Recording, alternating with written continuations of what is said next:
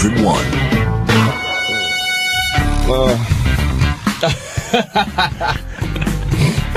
and welcome to Back Office Radio. I am Jason Kaplan. I am here with Will Murray and that's either Teddy Knitter or his rotting corpse. I can't tell what's going on over there. Comatose Teddy Knitter in the corner. I can't wear headphones.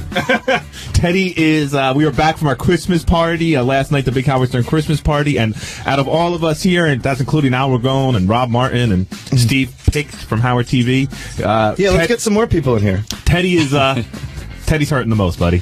But I tried to keep up with the Christies, and I failed. Didn't happen. Yes. If anyone wants to go check out the Twitter feed at Stern Show, we have a picture of Teddy doing his prep in the office this morning. That was tweeted out by Will Murray at Merman78. I am Jason at Sirius J. Welcome to Back Office Radio. If we sound a little downbeat today, it's not because we're not in a good mood. It's just because we're all exhausted from last night's Christmas party. The good thing for you guys out there and the listening in your cars and at home, thank you very much, is that we're going to be talking about the Christmas party today, and we have pages upon pages upon pages of notes. I've seen your concerns on Twitter. Don't worry about, we're not stealing any stories from Howard. We talked to Gary. We're not idiots. Gary said we could talk about this stuff. Everyone thinks like we're morons. You know what I mean? Like, I know. Like, we have to be babysat every step of the way. Like, oh no! Oh, you better. Howard's going to get mad if you talk about that stuff. Shut the fuck up. I know what I'm doing. Right. I think, this is all just back office gossip. And then, I think people are interested in Howard's take on things. It's not like if we reveal something, it's any different if Howard talks about it. Howard is way funnier, way smarter, way quicker than us. And I think Teddy just fell asleep. Oh. Well, I have a question on here, and Teddy, you can play this game. It's called "How Long Will Teddy Make It Through Today's Show?" Awake.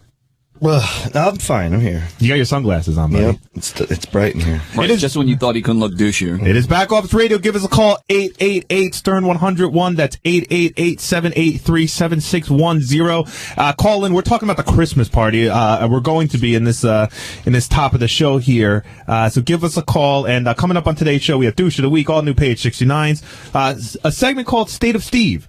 Yes. Steve is a very opinionated young man, lots of feelings and emotions, and, we usually do a State of the Office, which we will, but we feel at this point Steve almost needs like a bi-weekly update, I think. I think so. Yeah. He's working his way up to weekly at this point. We also have a new segment this week called What Annoyed Jason. I like that. There's like 15 things written down, and we have an explosive, underreported Howard 100 news story of the week. You think that clip about me talking about hotel lotion is gross? Yeah, please. Please. Slippery again? Slippery. Oh. Ooh. Does that creep you out, Ted? I'm staring at that garbage can. It was slippery. It's looking a lot better. But before we get into the Christmas party, I have to just rant about that fucking horrible, and I say this without actually having seen much of it, but that horrible 2012 concert last night. They had this big concert. Most of us missed it because we were at Howard's Christmas party. Not Ross Zapin. He left very early for this so he could run and be front row for Paul McCartney. Because, his boy Bruce. Yeah. The guy's never seen a concert before. But he left his wife there who looked hot. She is hot. Yeah. I wouldn't. She's in the top 10, I think, at the party. Mrs. Zapin. If my wife, and my wife is beautiful, but I would not be leaving Mrs. Zapin behind anyway to go to some stupid fucking concert.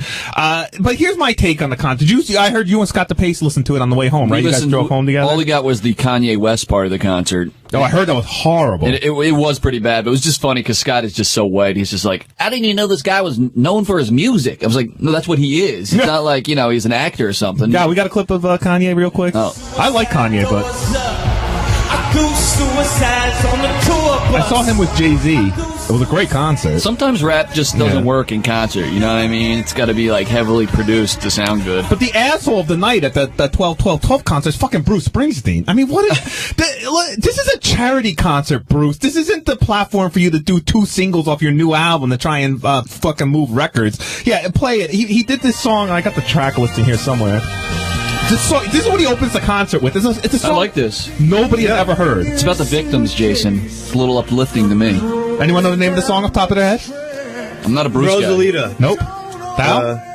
No, but the point is, you shouldn't need to be a Bruce fan. You should be able to turn on this concert. It should be Born in the USA or something. It should be the poppiest, most popular stuff that he's got out there. Instead, we're hearing Land of Hope and Dreams, which Gary, who was defending Bruce this morning, even he doesn't know where this song, because he's like, oh, that song's from 4 albums ago. It's not. Was it? No, it came out last year on Wrecking Ball, which I had to look up, by the way. Fuck you, Bruce. You don't do a charity concert and then try and sell a new record. You're so fired up about this. You didn't even watch it. Let me tell you who gets it. You know who gets it? Roger Waters gets it. Look at it. He did Another Brick in the Wall, Money, Us and Them, Comfortably Numb with Eddie Vedder. Wow. Yeah, he went right to the fucking hits. Bon Jovi, who I don't even like, comes out and does It's My Life, Wanted Dead or Alive, Living on a Prayer. Hey, that's what you do at these things. You don't fucking do Land of Hope and Dreams. And by the way, the Rolling Stones, fuck you too. Well, they do 2 songs I heard, right? 2 songs, You Got Me Rocking. You know what album that's off of? No. Of course not, because it came out in 1993, and I had to look that up also. The Who killed it. Yeah. Who killed it? How do you know this? You haven't I got the track listing. I could form a lot of the track listing. Okay, I could form a lot of opinions without actually. I've read a bunch of reviews this morning. Who Are You? Pinball Wizard, Bob O'Reilly, then Kanye. Oh, and then this was an interesting track choice. Billy Joel did River of Dreams, which, you know, it's a hurricane benefit concert. He's singing about the river so deep and wide. Meanwhile, Staten Island doesn't exist anymore, you know? Your River of Dreams out to sea. Yeah, River of Nightmares. Your house. Anyway, so I don't know. I really actually wanted to watch it. That's why it was on my mind this morning, but you can't find a link to it anywhere. If anyone in the audience has seen it and has a comment, maybe I'm off base. Maybe there's a Bruce fan who thinks I'm an asshole like Gary does.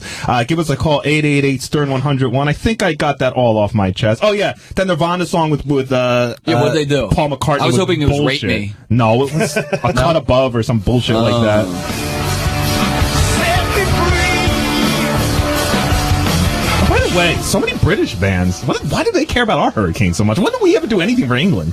And someone made the point there was only one woman, I think, last night. Yeah, Alicia Keys. She came out like 14 different times. And that was it, right? I think so. That's weird, right? I think so. No rock. No music from like this century. I mean, where's the White Stripes? Kanye West, that's what you get. Yeah, no right. Black Keys? No Black Keys. No Black Keys is ridiculous. How can you have a concert without the Black Keys? I'm sure Steve would tell us that the Black Keys are much too big for the 12-12-12 concert. Oh my God! I see Teddy's belly is sticking out now as he stretches. Sorry. Jesus, buddy. All right, It's radio. I'm getting comfortable. All right, I got all of that off my chest. Maybe I'm off base because, like I admit, I didn't actually watch the concert. I'm just fucking annoyed. You know, because these things just, you know, at 9/11 when they did the concert, it seemed like organic. It seemed real. Now it just seems like these celebrities can't wait for a tragedy so they could come out. That's the only time they get together. Yeah, they all get together and they all do songs off their new album, and it's such bullshit. If all those artists just donated $1 million each, he could have just not had a concert. Well, people like the concert, man. Come on. Yeah, people like the concert. People like Ross Zapin who get the free front row tickets. No, it was on TV.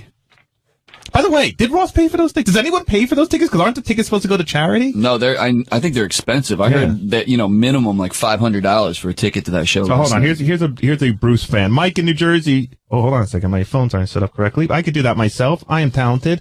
Okay, Mike in New Jersey. Welcome to Back Office Radio. Mike in New Jersey. Line 4. He is on live, as far as I can tell. Alfred. We get a new studio like every week. I know. This isn't even a real studio. Clusterfuck. This is a fucking clot. They moved us because Quentin Tarantino's doing something. This room is what? Probably 90 square feet, if that. Maybe 50 square feet, and we have five dudes in here. We got nobody fart. Will Smelly Sandwich. And Teddy hungover, unshowered. Yeah. You're a mess. Yeah. All right. We need to forget the phone call. Forget Mike and the fucking Bruce Springsteen fans. While Al works on the phones there. Let's get to the Christmas party. So Al, if we can, let's play the State of the Office.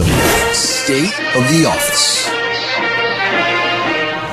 Howard threw his annual staff Christmas party last night and invited literally everyone in the organization. Looking forward to the Christmas party this year. We're going to have another staff Christmas party where I get together with my whole staff, where I pretend to know these people. I know, it is a room full of strangers, isn't it? Isn't it enough that I pay them?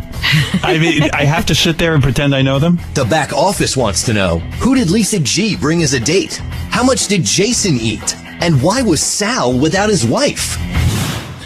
We wrote this intro before the party, so that we have a lot more questions than just those 3 posted in the State of the Office address. So let's just get into it. Every year for the last 4 years, Howard 4 or 5 years actually, has thrown this great Christmas party where he invites literally everybody. You could hear it from him. So many people, you don't even know who half the people are at this party. I felt like that too. I felt like I didn't know half the people that were there. And it's weird because I felt that way last year, and this year I felt it even more. And it seems weird because it seems the longer we're here, we should know more people. Right.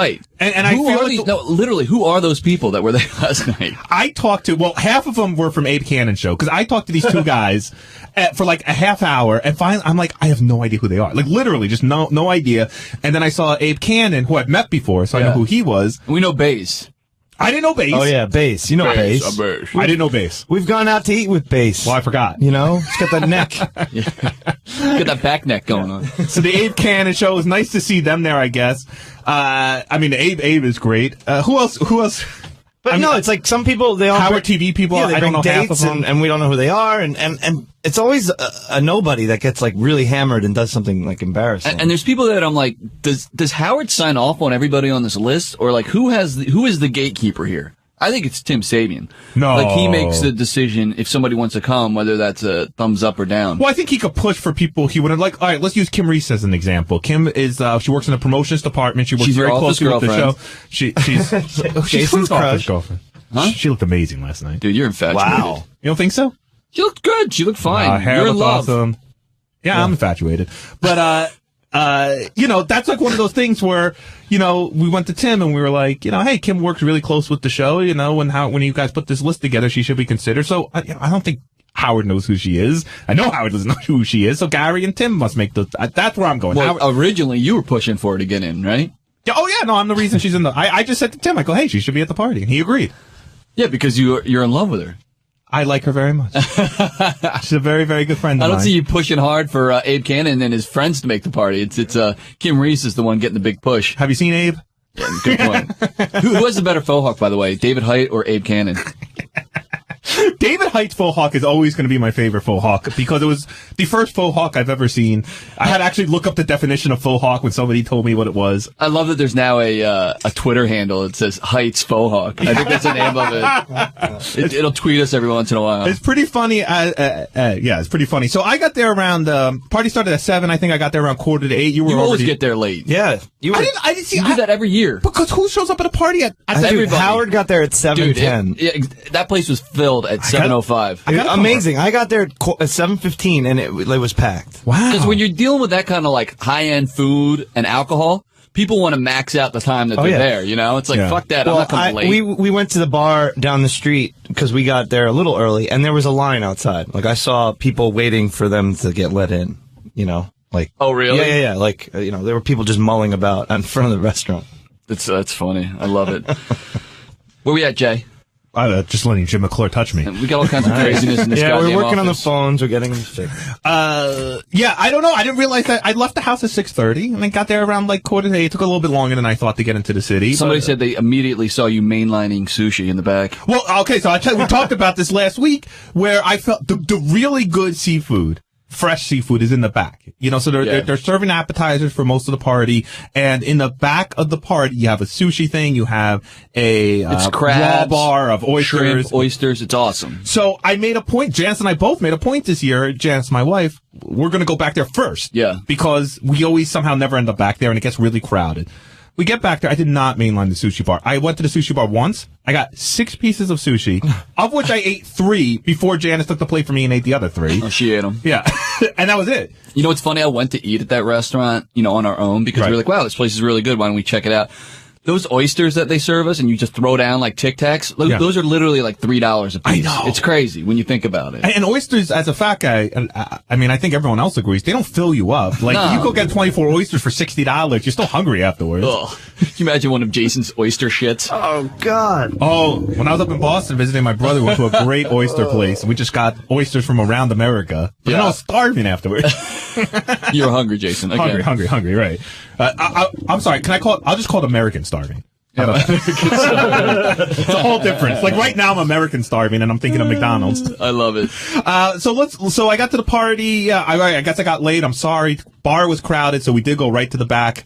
And, it was cool. Cause at some point I actually did complain. I'm like, I was talking to somebody. I go, hey, didn't they have waiters offering, getting drinks for us last year, like walking around the party? They did. And the again. second I said that, Yeah. they popped up, and I don't even know if they heard me or what, but it was awesome. I mean, their intent seems to be get people fucked up there. Yeah, I don't want to say the name of the place because we have it there every year and all that, but you guys who work there know who you are, and It's fantastic. You do a great Fantastic job. time. Fantastic time.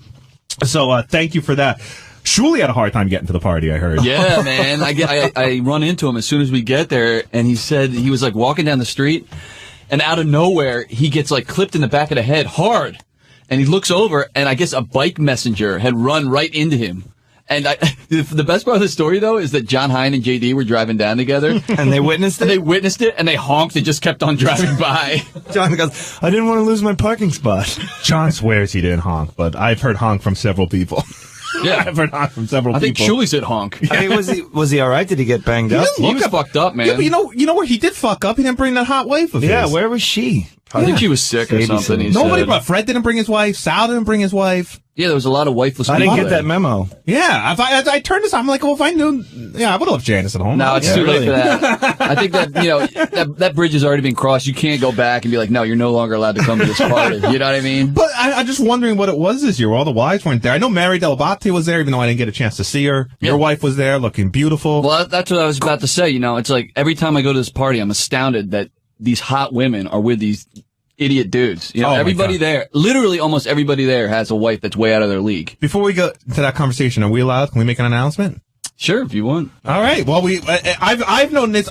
Will had a big announcement to make, and I believe I was the first person at work he told. And I think you are. You were. Yeah. So I was about 3 or 4 weeks ago, and then Well, I don't know if it was that long. it was about like months ago. Oh, It was during the act. It was actually, yeah, exactly. And what happened was, the big news is, big congratulations, the Murrays are pregnant with their second child. That's so gay when people say that. The Murrays. We are pregnant. There's no way to talk about you having a kid and not sound gay. Yeah, really. Yeah, and the big news at the party, though, was I guess Tracy, Will's wife, kind of used the event to tell a lot of people. He was telling a lot of people. It was right around that time. And all of a sudden, people start lining up to you to complain where they everyone were yelled in at the me. order of being told. Right. Now, I'm People were number very one. offended. You were number one, so you weren't So I upset. don't have to be offended at all. Who was offended? Tracy Millman, very offended that she didn't know. Wow. Jim's fiance or wife, I don't know. What do we call her, Jimmy? Wife. Fiance. Soon to be wife, if he's any kind of man. Wife-ance. She was offended. Who else? okay. I don't know, lots of people were yelling at me. Steve Brandano? I felt bad about Steve, but Why did you? I know you told me, and that was nice. What was the thought process about who you told and the I in told the order? I only told you, and I think I told Jim, and it was just because it kind of came up in conversation, and that was it. Well, no, and then people would have speculated why she wasn't drinking. Well, that was the whole thing. She knew she was going to tell people at the party, and then I told a bunch of people yesterday, like Gary before we went, and John Hine. But Hey, yeah, man, double the pleasure. We're taking your calls here at 888 Stern 101. Call to congratulate Will. Call the trash on the 12-12-12 concert. Call to ask us anything about the party. I think our phones are up and running. Roman in Cleveland, welcome to Back Office Radio. Hey, what's going on, guys? How you doing, Love man? the show, man. Thank you. The best freaking show, obviously, after Howard's show. Anyways, Teddy, man, I got a remedy for your hangover. Think about freaking Ronnie's gaping shitty asshole after Stephanie gets done with it. Oh. And you'll just go down there to the bathroom real quick, puke out, and, you'll be all right. New contest, Thanks. will Teddy puke during the show? We're really hoping. But I Please thought puke. you might give me a little hair of the dog or something. I don't think you're going to contribute much today, so if you puke, that would actually make up for it. Thanks, Will. Please. Thanks for the confidence. Brian in Pennsylvania, welcome to Back Office Radio. What's up, fellas? How you doing? What's up, man? Hey, congratulations, Will. That's Thanks, awesome. buddy. Yeah, I'm kind of scared out of my mind, but it's all good. Sorry, what'd you say? I said it's good to see that the cool ones are reproducing and not Jason. By the way, I agree with him. Brian, I agree with you. I say one of the reasons I'm not into having kids is because I look around my family and I'm just like, do we need more Kaplans in the world? A few years ago. All you have to do is sprinkle some water on yourself after midnight. You should be good. All right, Brian, you got one in. Just relax. This is great. Dude, I want to see you the best. A few years ago, Jason, we were having a conversation with one of the guys who used to work here, Isaac. Remember Isaac Mark, yeah. And he had just had his baby. And Jason goes, don't you just pick up your kid and see everything that's wrong with you? Yeah, In his in the kid. eyes? I'm like, Yeah. oh my God. That's what deep. the fuck is wrong with you? Well, I fear Who thinks that? if I have a son, I'm just going to look at him and just go, oh, You're fucked. you're fat, you're going to be hairy, you're going to have a small dick, you're going to be bad at athletics. People are going to call you a nerd and a douche. You're gonna be on Lexapro your I whole love life. most of my family. But Janice is good looking. The Well, kid she's not stands a related chance. to me. Well, she's going to be half of the kid, Listen, right? Listen, I've told you about Janice's relatives. I don't know how she's a needle in a haystack. Okay, she So you escaped. said it's a lost cause, It's the a whole lost thing. cause. Let me tell you, the Himkas aren't that much better off than the Kaplans. But I've met Tracy's family. Her mom still looks hot. I've She your does family. hold up. I look at the mom, I'm like, all right, I'm all right. For Your a while. parents, Will, are in great shape. Your brother Yeah. kind of looks half retarded, but other than that, you got all the good genes. What are you going to do?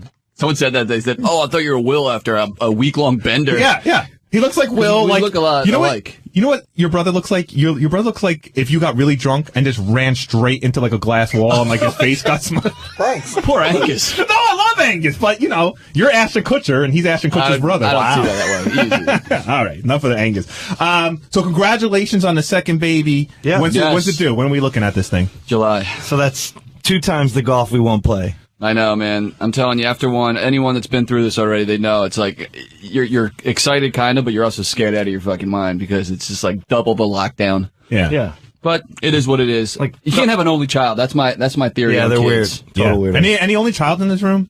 Anybody? No? All right. Good. Yeah, good. Well, congratulations, Will. I'm really looking forward to it. Owen's a great kid, and there'll be more Cheerios at the next party. That's all right. I know. So I'm excited. All right, back to the Howard Stern Christmas party. I'm just going to start reading down my notes. We don't need to go in order here. Teddy, you were trying to be the last person at the party. I tried. You could not beat out returning champions Richard Christie. The Christies. The Christies. The right. Christies every year are the last people to leave. I made it to the third last call, and then I had to go. Did they start charging at any point?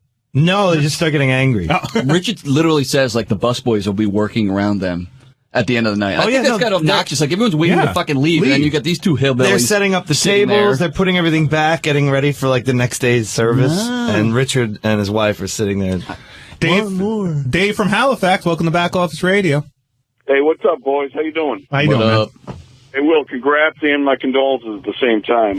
That sounds like a dad right there. Hey, where's the blowjob king of Michigan? I figured he'd be all over this show. No, he's tired or what?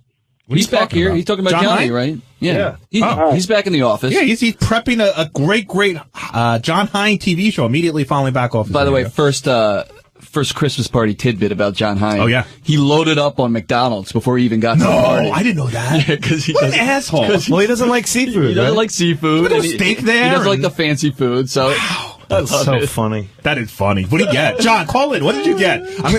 He always gets that. I guarantee he got the double quarter pounder plain. Right. Quarter pounder. I get the large fry. Oh, I just like last week you went to a burger judging contest with him, right? It was I ended up not going because of this. But he was judging a burger contest. Yes. It's like this guy doesn't like anything on his burger. How is he qualified to be a judge? You got me. Right? But I will say that's crazy. And I just feel bad for his wife because I'm picturing him shoving the food in before the party. Like just. No, she didn't come with him, by the way. Oh, she didn't come with him? No, his date with JD for the first hour. Those two schlubs running around together. No, she came later. Oh, I didn't know that. I just saw them together, so I didn't know she came later. Talk about another guy that has a wife way too hot for him. Oh, John Hine? Yeah. Yeah, what the fuck, man? She's like half his height. She's like a third of his weight. She smelled that jump the shark money early. The boob size is the same. Oh. And that's a compliment to Mrs. Hine.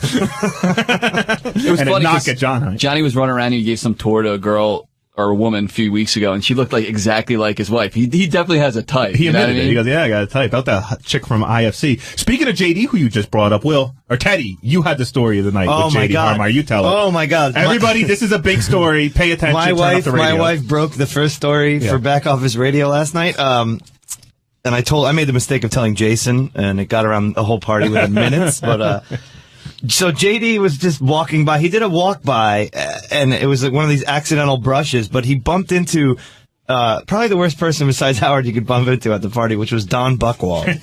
Don Buchwald, for those of you who don't know, is Howard's agent. Probably the most powerful man at the party. Him and Howard. Right. Yeah. And so JD was just walking by to go to the back or wherever, and he was walking kind of fast, and he didn't even feel it, but he bumped into Buchwald while his arm, and he was holding a champagne. Oh, right? my God. And it spilled all over his suit. And JD had no idea. JD just kept walking. So who came up to me? I think John, or you did, Teddy, came up to me. But Teddy made a mistake of telling me. Teddy told everybody. I know. Right, so then I go up to JD. I was like, dude, did you know what you did already? We got a story about you. Well, what are you talking about? He's texting me from somewhere in the party. I can't see him, and he's going, I did not run into Don. I did not run into Don. I said, you ran into Don. He goes, no, I didn't. So what are you talking about? I went up to Don and asked him. I said, Don, I think I saw that. Did JD bump in? And he's like, yeah, and then so JD was mortified and Poppy went, said, apologized. Poppy, your wife said that like Don gave him a death stare. Oh yeah, that's right. So right after he spilled it, get out of here, you schlubby JD fuck. kept walking, didn't know he did it, and Don just turned and stared at him. And if he had lasers like in his, it was like he was dead.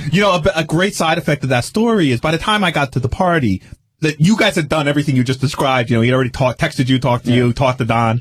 And so when I saw JD for the first time 20 minutes after I got there, I go, dude, I already got a story on you. He's like, oh, it ruined his whole night. It really just... He sat in the corner and like pouted the rest of the night. He's like... He was all right. I mean, he knew we were going to talk about it, and I said, I mean, he just didn't feel it. He didn't even know he did it, and he felt terrible, but Don didn't care. He was fine. The craziest part of that story is that JD was walking fast. Well, there was food involved, Will. Oh, good point. Mike in Kentucky, welcome to Back Office Radio. What's up, guys? What's up, man? Congratulations, Will. Thanks, buddy. Just got to tell you, the more kids you have, the more child support you got to pay later, dude. I have thought about that, sir, and hopefully this is it. And I stopped having kids because my wife is such a bitch when she's pregnant. That's why. Wow. Does Tracy change when she gets pregnant? You guys She's throw any had weird like moods? the world's worst morning sickness. Really? With this one, so yeah, she hasn't been that fun. I tried sneaking one in this morning, and she wanted no part of it. Really? Yeah. I like that. Yeah. Come on, it's sitting there ready to go. Why don't you just, But she said no. Apparently it wasn't sitting there ready to go. No, it was. Believe me.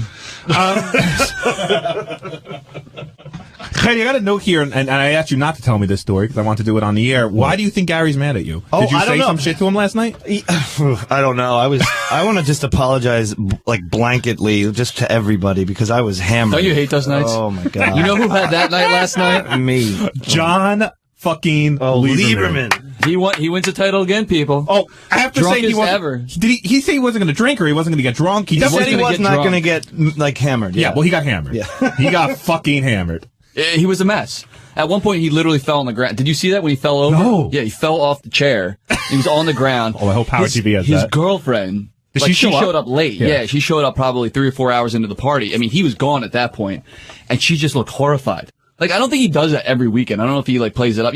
Somebody actually said to me last night that it's almost like he does this intentionally, like he has to live up to the reputation that he has here. But I don't really see it that way. I think that he's just a little bit of a maniac when he has the chance. Last year at the Christmas party, which was his first Christmas party, he had no reputation. No. And he got wasted. And then it was what, was he last year? Yeah. Oh, my God. Yeah, that's not the one where you got the real rep. No. Yeah, it is. That was Rachel Fine's wedding. Well, the wedding, but no, last Christmas party. Too. Last Christmas, he was gone.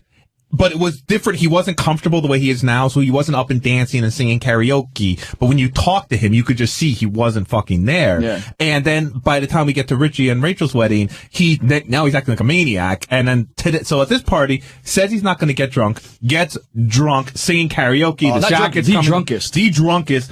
At one point, and we got this story from several people at the party, Lee Garowitz, who works on Howard TV, he's got a very cute wife, another one of these guys. I don't think it's his wife, it's a girlfriend. Sorry. Another one of these guys dating way out of his league. And he said that John Lieberman, he introduced John that, hey, this is my girlfriend. And then 20 minutes later, John went up to her, smacked her on the ass. And I have her quote, held on way too long.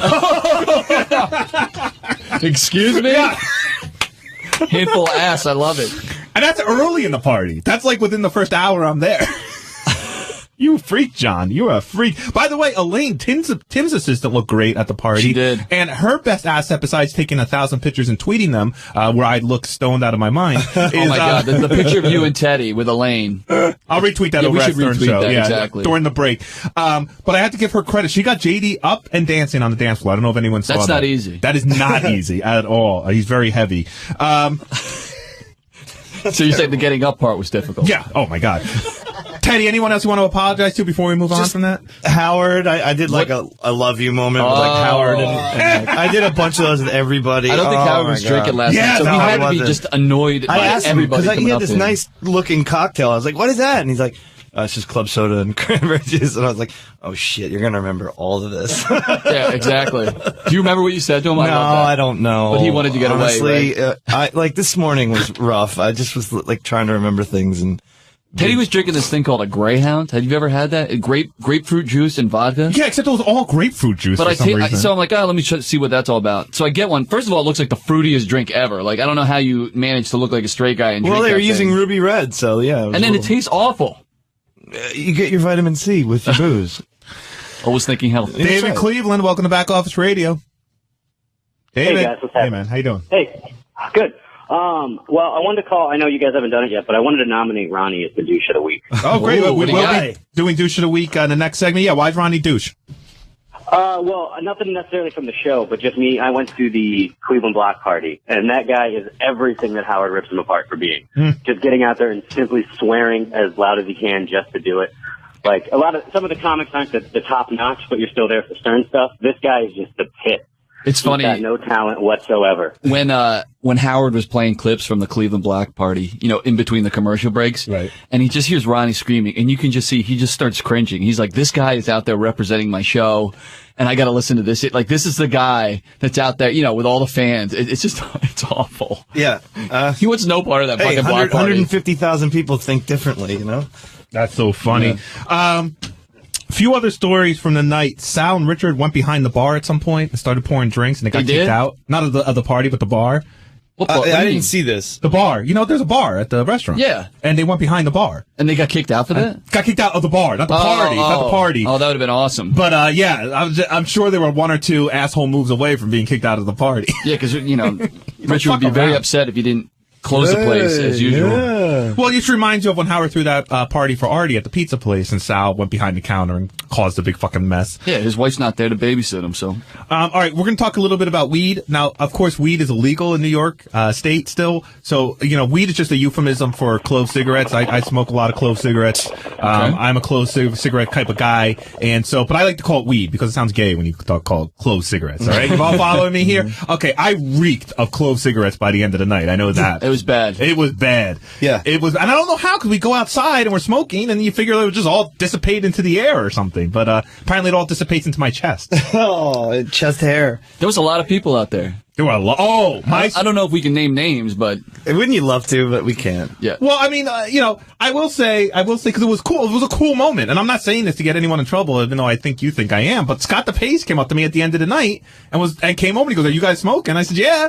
And he goes, "Let's do it." And and then fucking Patrick from Howard TV tried to give him a clove cigarette, and I said, "No. We're smoking with Scott. Well, he's smoking my shit." And then so we smoked a little peace pipe there. That was fun.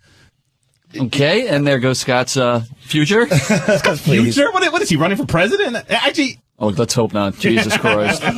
It's a shame, though, because you're outside and you miss a lot that goes on inside, I know. You missed Ronnie's speech, I right? missed I missed Ronnie. Poem. Yeah. I missed. Did you read the poem? Like, no, I saw a copy of it before, he was supposed to read it last night. Something, I know he mentioned, like, everybody in the office. In the back office for something. I know my line was like, "Oh, Will, he's so sweet to your face, and then he backstabs you." I was like, "Oh, Ronnie, thank you. Appreciate that." Thanks, in the Ron. Christmas spirit, you asshole. I just got a note that one of our interns saw John Hein eat his big McDonald's meal right before the party. It was a big value meal. Big value meal. And Teddy, before you gushed to Howard about how much you love him. Yeah, well, that was after a trip outside. Didn't Beth call you on your clove cigarette use? Oh, so I love this. Well, all right. So this is funny because it's true. I hadn't gone outside yet, and it's still very young in the party, and you're making your rounds, you're being respectful, and you go up to Howard and Beth and you say thank you for this lovely party. And right, blah, you blah, can't blah, go blah. outside before you've made at least one round. You got to do the rounds. You got to talk to the people. So I'm doing the rounds, and I get a moment with Beth, the lovely Beth. She looked gorgeous, and as I'm talking to her, somebody walked by us, and they reeked. Jason, I don't know if it was you because it was early. So I don't know who it was. I wish I did. But somebody walked by and they just absolutely reeked of weed. And Beth, the first thing she says to me is, "Did you just go outside and smoke pot?" And I was like, No, it wasn't me. I'm like, it wasn't. I swear to God, I'm like sticking out my jacket. Smell me. I'm screaming, "Smell me," in the middle of this restaurant. You were screaming, "Smell me" to Howard's wife? Yeah, and I'm like, it wasn't me. I'm like, I go, maybe later, but not now. This time it wasn't me. And she just didn't believe me. And I just felt like a dick because I was like, this time it wasn't me. One time. Yeah. An hour from now, I can't say what I'll say, but right now it wasn't me. She wasn't having it. She was just laughing. We've been going on a long time. I think we should we should stop for a second. We got to nominate our douche of the week. I have a list of questions. We pre-wrote a whole bunch of questions about the Christmas party. We still have a ton of stories too. So we're coming up. We're gonna finish out these Christmas stories. We're gonna answer all the Christmas questions. Give us a call, 888-STERN-101. Will and I wrote ourselves questions, but I'm sure you guys have questions we haven't even thought about. So give us a call and let us know. And we'll be right back here on Howard 101 with Back Office Radio. You're listening to Back Office Radio with Will and Jason on Howard 101. You're listening to 2 of the 3 least dependable people in the office. It's Back Office Radio with Will and Jason. Welcome back to Back Office Radio. We're dependable today, Will. I know. And today's all that matters. Teddy's not. Teddy's here. I'm Let's here. give him credit, man. He was so angry that I came in after him today. I know. He couldn't I believe it. woke up, first of all, I woke up thinking, fuck, everyone hates me. Secondly, I woke up saying... And that was true. Yeah, and then I was like, oh, God, they've probably been there all morning. So I race here, and Will's not even here yet, so whatever. I take the train in, man. Takes longer. Welcome back to Back Office Radio. We've been discussing the holiday Christmas party that Howard threw last night for the better part of the show. Give us a call, 888-STERN-101. That's 888-783-7610. Love to hear your questions about the party. Love to hear your nominees for douche of the week. Love to hear you trashing on the 12-12-12 concert last night. That's you, Jason. Yeah. Hey, You're all fired up about that. Maybe people agree with me. By the way, if we haven't said it yet, thank you to Howard again. Thank you. It's an awesome party, It is. and it never disappoints. And Howard made an incredibly nice speech about his it staff. is fun, and it's fun to get together with everybody. It is. You know, you never really do that. It is, and I mean, think about it. Robin was there. I mean, we haven't seen Robin, in person in a while now, and it's great to see her. Well, we'll get to everybody. Actually, I'm trying to think of who else it was great to see. I was about to say it was great to see, and I was like, It's great to see everyone's hot wives. Benji and Elisa look good. Oh, all right, we're going to get to that in a second. Right. We're going to get to that in a second. I wanted to read some tweets we got coming in. You can follow me at SiriusJ, J-A-Y. You can follow Will at Merman78. That's M-U-R-M-A-N, like right. And Teddy's at Ted Microphone. Mm-hmm. Right now, it's at Al Ragone. Al, is that correct? Yep. Al Ragone. Al tweets a lot about hockey. So if you're into hockey, follow Al. Not much to tweet about. The lack thereof. Hockey, right? This is from Jason on Twitter. Never talk about new material without letting Howard get to a first dangerous move. Hey, Jason, like I said at the top of the show, Will and I aren't fucking idiots. We talked to Gary about this already. Hey, congrats to Will. By the way, I know we can get some diapers cheap. That's from Eric Dimich's Diaper at Twitter. That's nice. That's nice. Yeah. Let's see what else. From Jim on Twitter, you pretty much nailed the review of 12-12-12. Roger Daltrey kept taking off more and more clothes and had weird scars all over his body. And Brian on Twitter says, please say it's not true about John Hein eating McDonald's before the party. Yes. It is true. And the only question that still remains is, did he eat McDonald's after the party? That's a good question. I bet he did. Give us a call. We're continuing. They have the little burgers there, by the way. Which are excellent. I You don't had want them? to eat How many did you have, Jay? 2. Oh, wow. That's it? Yeah, I know it's weird. Finger food like that is actually my favorite type of food. Because you could just kind of pick and eat, and that fills me up really fast. They come by with the plate, Jason goes, thanks. Right. Yeah. I think I that wish. restaurant needs a relief concert after Jason got done with it last night. There's no more fish left, I'll tell you that much. Hey, here's in the Atlantic. In Manhattan. Here's a mystery story. So somebody brought a guest, and that guest was later found passed out in a bathroom stall. Yes. Now, we don't know whose guest it was, or we don't know the person, but Teddy, you're the one that found him, right? A girl or a guy? It was a guy. I mean, I wouldn't be in the ladies' room, but I went to the men's Yes, room. you would, you creep. Maybe. I went there, and this guy, I'm like, pulling on the stall door, and it's locked. And I'm like, hey, someone in there? I got to do some cocaine. What are you waiting for? We look down, and we're like, there's someone lying down with their head, like, right by the toilet bowl. Oh my God. Where your shake lands, like, it's not clean. So you're definitely, something's wrong. A younger person or older? I'd say he was in his 30s. Oh my I don't God. know whose date it was, but completely horizontal on the floor. Now, I see that by poking my head under, so I immediately go, help, someone help. And then I look, it's locked, but you can jimmy it with a quarter. So we got a quarter, and we screwed open the It's a very fancy restaurant. We got, and the guy kind of like woke up, and we helped him up. And then he just wandered out, didn't say a word. Who was he? Wandered out of the bathroom. I have no idea who's dating. We have the Howard 100 News. If any of you are here today, let's investigate this immediately. Who was passed out in a puddle of piss? It was gross. Put your head the other way if you're going to lay down. That is so funny. We have a celebrity here, a VIP on the hotline. I don't know what he wants to talk about, but welcome to Back Office Radio, Mr. Ronald Bunn. Ronnie, welcome. Hey, guys. What's up? Hey, Will. Yo. Just so you know, I did not read that poem last night, so I don't know what you're talking about. Oh, you didn't? Just get your facts straight before you say something. Oh, no. Don't be like Lieberman, okay? I don't know what happened. We were outside. You didn't read a poem last night? I read a poem that I wrote for a different one. Party. Oh. For the block party. I'm sorry. I didn't know which one you read. We weren't in there. Yeah. Right away, you're giving away my shit, man. Sorry, buddy. Oh, wow. I hate to give away that gold for free. Yeah. That guy that called in from Ohio, I guarantee he was the first guy to run up and take a picture with me. Guaranteed. Ronnie, do you know who passed out in the bathroom last night? No, but Richie Wilson has pictures of it. That's great. All right, so we know it's not Ronnie or Richie Wilson. Okay, we've knocked out two people.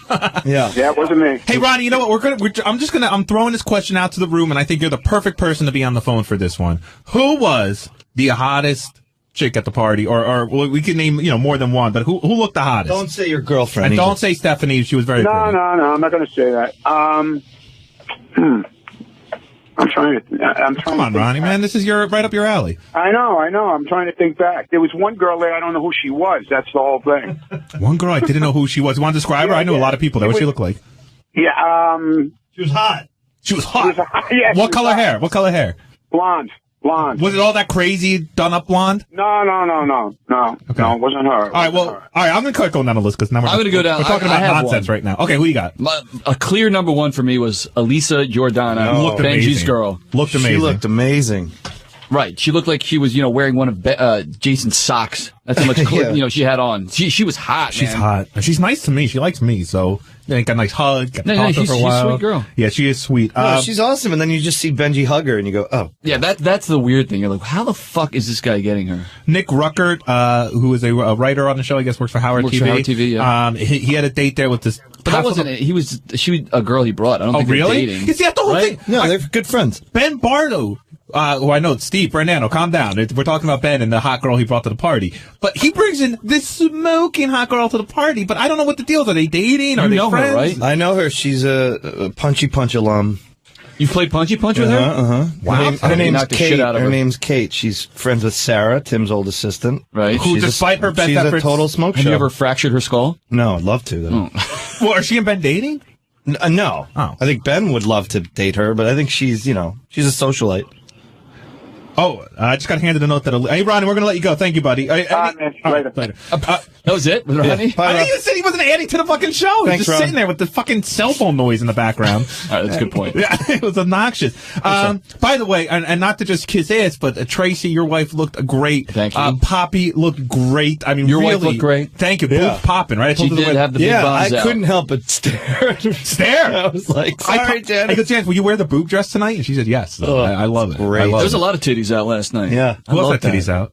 Well, Lisa for one. It was, Gianna from Jay Thomas's show was walking around in some cocktail. She was all dolled up, yeah. Yeah. Steve, the camera guy who's here. Hey, can you come to a mic real quick, Steve? He might be the guy, if you go on the scale, we're saying, the dude that has the most undeserving of their hot wife, he might be the guy. Your wife is a 10. A 10? A 10. Is it wife? Thank you. Is it wife? Yes. And she's Brazilian, right? Now, straight off the boat Brazilian. Did Which you makes say me I'm wonder, undeserving of a hot wife?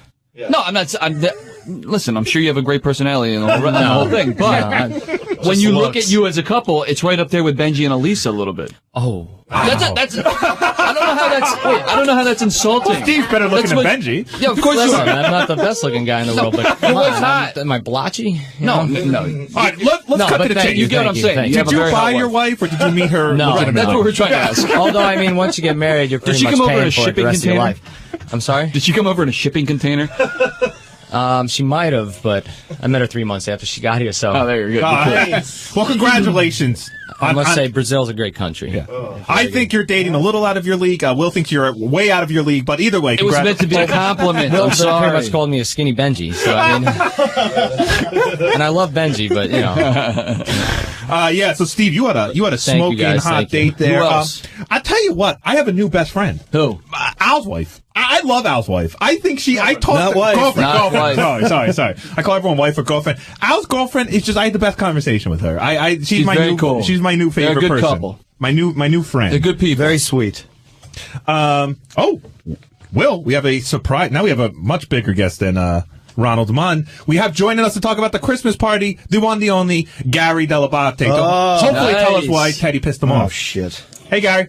Hey, what's up? What's up? Did Teddy make you angry? Teddy did not make me angry. Thank you, Gary. Love Teddy, you. I'm gonna say this nicely, and then it's gonna insult you. I think you think that everybody thinks about you a lot more than they do. I mean, I love you. All right, no. That's Here's what fine. happened. That's Can I tell you what fine. happened? That's totally fine. Makes you feel let Gary better. talk. Hold on a second. Teddy walks up to me, and he's drunk, Yeah. and he's with his wife, Oh, boy. and he says, "Listen, my wife's mad at you because you on the air called her Popeye. Because when we were doing I went for the cheap joke. He throws a punch like what's that. my wife's name? And I go Popeye, and I went for the cheap joke. Yeah, my wife didn't, appreciate that. His wife never said a word, and then Teddy proceeded to tell me how mad she was at me, and she never said a word. And at one point, when Teddy wasn't looking, she sort of shook her head. No, she's not mad. Well, I don't know. I don't know. That's it? No, I don't know. No, it's nothing. It's silly, exactly. But that's just an example of how Teddy, mortified I feel today because a little shit like that happened collectively all night, and now I want to kill myself. Hold on. Let's get real for a second. You went into the party. You had this conversation with Gary. Clearly, this is something that's on your mind. No, it was something that she hadn't seen. She brought it up while we were getting ready, and she's like, "I haven't seen Gary in a long time." Yeah. And it was just. I remember she just brought it up, and I was like, "Oh yeah, I'm gonna." Speaking of, if I get drunk enough, I'll call him out on it. And speaking of hot women at the party, I did not see Mary Dell'Abate there. I know she was there. She was there. I didn't run into her, but I saw her this morning. Gary and her stopped by the office. Gary, she's just gorgeous, man. She really is. She looked great. Thank you very much. She looked great last night. I am definitely in that pool of people Will says. Yeah, everybody is. Here's the problem. Will talks about that, people don't belong together. Like Will and Tracy belong together. Right. Oh, well, thank you. That's very nice of you. But, and your wife looked great last night, too. Congratulations. Mary looked great.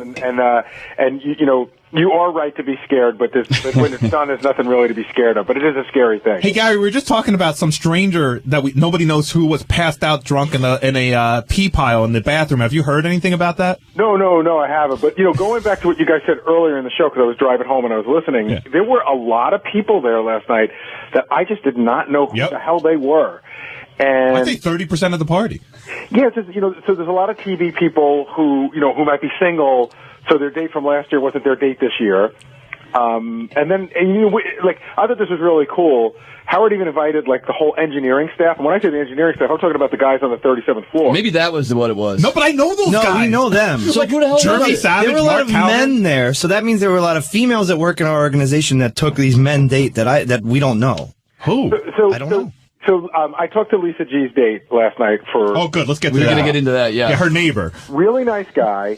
I think he's a weatherman on Fox TV, early in the morning. I think he says it's 4 to 7 a.m., which is why I've never seen him. Gigantic fan of the show. Gigantic fan of the show. He was, he told me a funny story about how he got Baba Booeyed last year and how he took it in stride, and we joked around that, you're not really a reporter in New York, so you get Baba Booey bombed and all that crap. But, I spoke to him for a while, and I was sort of looking around, and if you didn't know they came together, you would not know they were together. What do you mean by that they work together? No, you wouldn't know that they were together. Oh, yeah. Absolutely. It's like at one point, I'm talking to him, Lisa was just on the other side of the bar, and I know when you're there, you get split up. I think the longer you're married, the more you tend to get split up. But when you're sort of a young dating couple, you tend to be more at each other's side. And I don't think they were dating. He was pretty clear he was there because he was a fan. Yeah, she could get him in. So why did Lisa bring him, do you think? I don't know, because she wanted to appear like she likes men. Listen, I don't like going to a party. She has a book. She has a book coming out about sex, so she has to make it look like appearance. Exactly. I kind of get it. Listen, she doesn't want to go to the party alone. She's done it a bunch of years in a row. But it is weird to just bring a neighbor who's a gigantic fan and a reporter to this private event. It just seemed a little weird to me, even though he was very nice. Yeah, I was telling the story last night that when we were back in the K-Rock days, there was a guy, Eddie, who was the head sales guy, and he had this beautiful house out in New Jersey, and he would have a party where he invited all of the salespeople and all of upper management, and he graciously many times invited me as well. And so Mel would be there, and Tom Chisano would be there. And so in the days when I was single, I would go out of my way to bring a date that maybe wasn't the person I liked the best, but was like sort of the most, like sort of was presentable in that environment. Somebody that I liked. I didn't just take strangers, but I like call maybe an ex-girlfriend and be like, is she smart, articulate, and funny? And as opposed to when, you know, you just take somebody to a party and you just want to hook up. Right. And there was a sales guy that worked for us, and we thought every year that he just hired a prostitute. We were pretty sure. And it was always we were so embarrassed for him. And he would parade this chick around the party, which, by the way, there were people there last night who were speculating that some of the guests were prostitutes, and one of them was somebody I know, and I go, no, that person used to intern for me. She is not a prostitute. Wait, at the party last night? Yeah. What's the name? You can put two and two together. Do we know who it is? Okay, yeah. Never mind. We've been told we can't talk to them. No, but I'm just saying, it's like when you get to these parties, it's just really odd speculation about, you know, who's with who. You just look at people, and you look at people a different way when you see either their dates or their spouses. And, you know, most of the time it's positive, but some of the times you're like, really? What's that all about? Yeah, like, why didn't JD bring a date? I have no idea why JD doesn't bring a date. It always bothers me, you know? It's like, come on, Jamie. Because JD isn't in a real relationship with anybody. So what? Yeah, but he has this whole thing. It's like a girl has to like him for him, not because she just wants to go to the party. Then why is he on the road with that stupid block party? To meet girls who like him for him? Well, that's just some quickies. But Steve Brandano's the same way. He's like, you know, I get it. In a way, it's very nice to not use the party as a ticket to try and get a hot date. On the other hand, fucking get a hot date. But it is a good date if you think about it. It's a good thing to bring a girl to, and you know. Well, Gary, we have a note about Jackie Martling here, and you know Jackie better than any of us in this room. Jackie was at the party, and several sources have said he has been yellow carded. That means he pees and does not wash his hands in the bathroom. No kidding. Yeah, did you know about this at K-Rock? Well, no, but I do know that we talked about this on the air extensively. Jackie's a guy that goes to the bathroom in public and sits on the toilet and does not put paper down. And we discussed that, you know, and I talked about how, like, when I was 4 years old, my father took me to Shea Stadium, and my mother took me to the side for like a half an hour. Like, if you have to sit down, that I should put like 7 rows of paper on. And Jackie's just Jackie goes, come on, what's going to happen? Oh, yeah. Anyone who was at the party last night that said goodbye to Jackie, remember, those were penis germed hands you were touching. And by the way, I think we're just actually literally saying goodbye to Jackie for the last time. I had a very odd conversation with Jay Thomas, because he was really nice. He was asking me about my son being at school and asking me if I was going to play football, and I said, you know, he wasn't, and I said, you know, I don't think he's really at that level, at D1 level, and we talked about how, like, some smaller schools asked him to play football, but I think that's just because they want you to come to your school. And so at one point I was telling him the story about my niece had gotten a scholarship to go to college, and she really hated it. She hated the whole experience, and she ditched the scholarship. And Jay goes, that's the weird side of your family, right? And I go, no. He goes, your niece is a little weird, right? I go, she's not. He goes, come on, you know that she's weird. I go, Jay, she's not. She's really great. She just graduated from Columbia. She's really smart. They're weird people. And, like, Jay was trying to, like, you know, crowbar in this joke that he created that just wasn't working. It was odd, and I just sort of left. I heard he brought like an entourage last night again. Is that true? Does. That's so obnoxious. Weird. It's passive aggressive. I mean, not even that passive. Well, okay, wait. His Shuli, obviously, and Gianna. Who else was there? No, I heard, like, did he bring a bunch of personal people, Gary? I saw him sitting at a table with the woman that works on the show and 2 other people. So whether he brought them or not, I don't know. Right. I mean, you could bring in total strangers to that place and nobody would know. Like we said, we didn't know half the people at that party. JD just walked in the room, and we're going to talk to him in a second about why he didn't get a date. But, Gary, I know you're a big shrimp fan, as am I, and I was horrified to get this note at the end of the night that Sal was dipping his...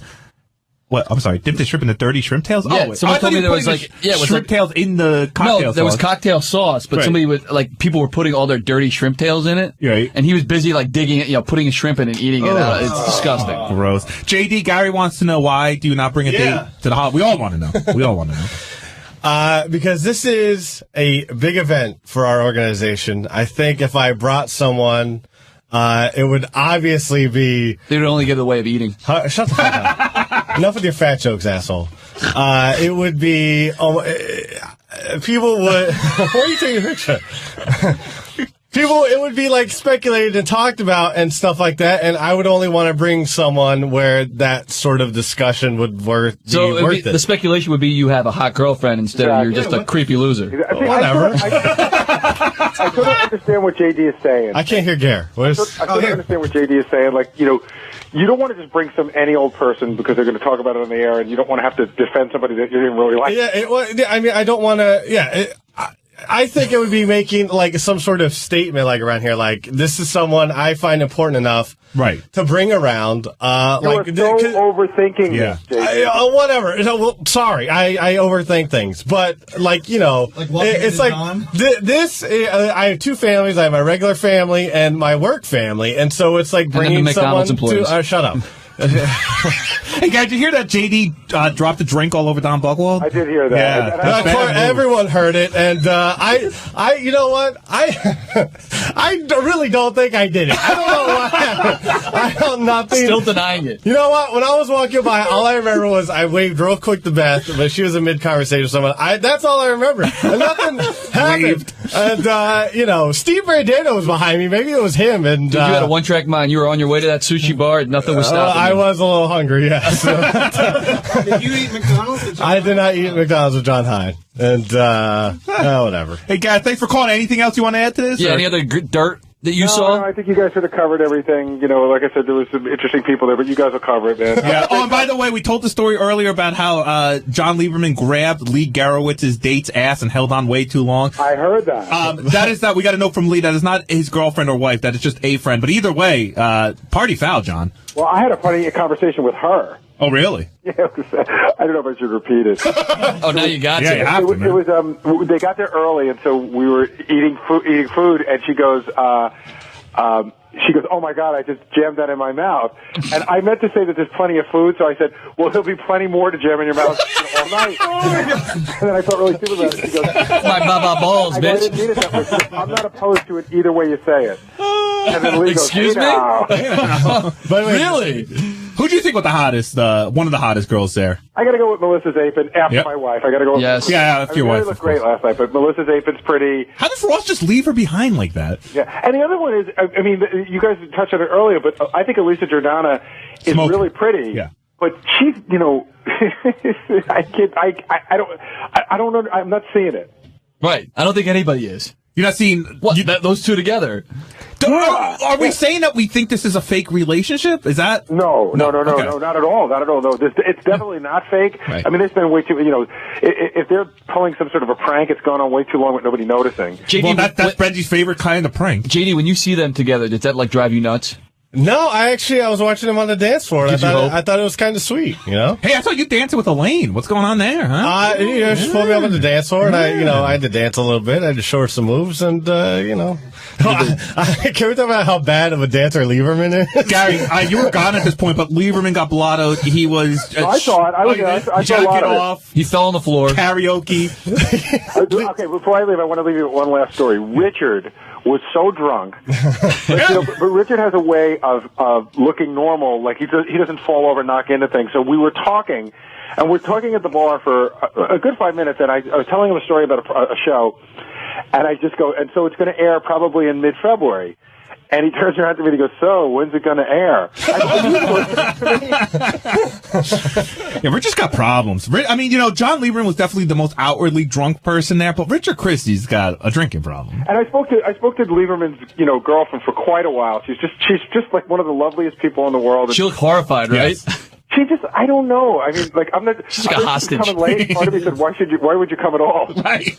John, by the time she showed up, John can't see in front of him, so. I'm hoping we get Johnny to call in today. But that's another couple that if you didn't know they were together, you wouldn't know they were together because they were at opposite ends of the party the whole night. Yeah. Yeah, it's weird. It is a weird dynamic. Like, I mean, obviously I like to be independent and move around, but, I enjoy my wife's company. Like, Janice and I were together pretty much the whole party.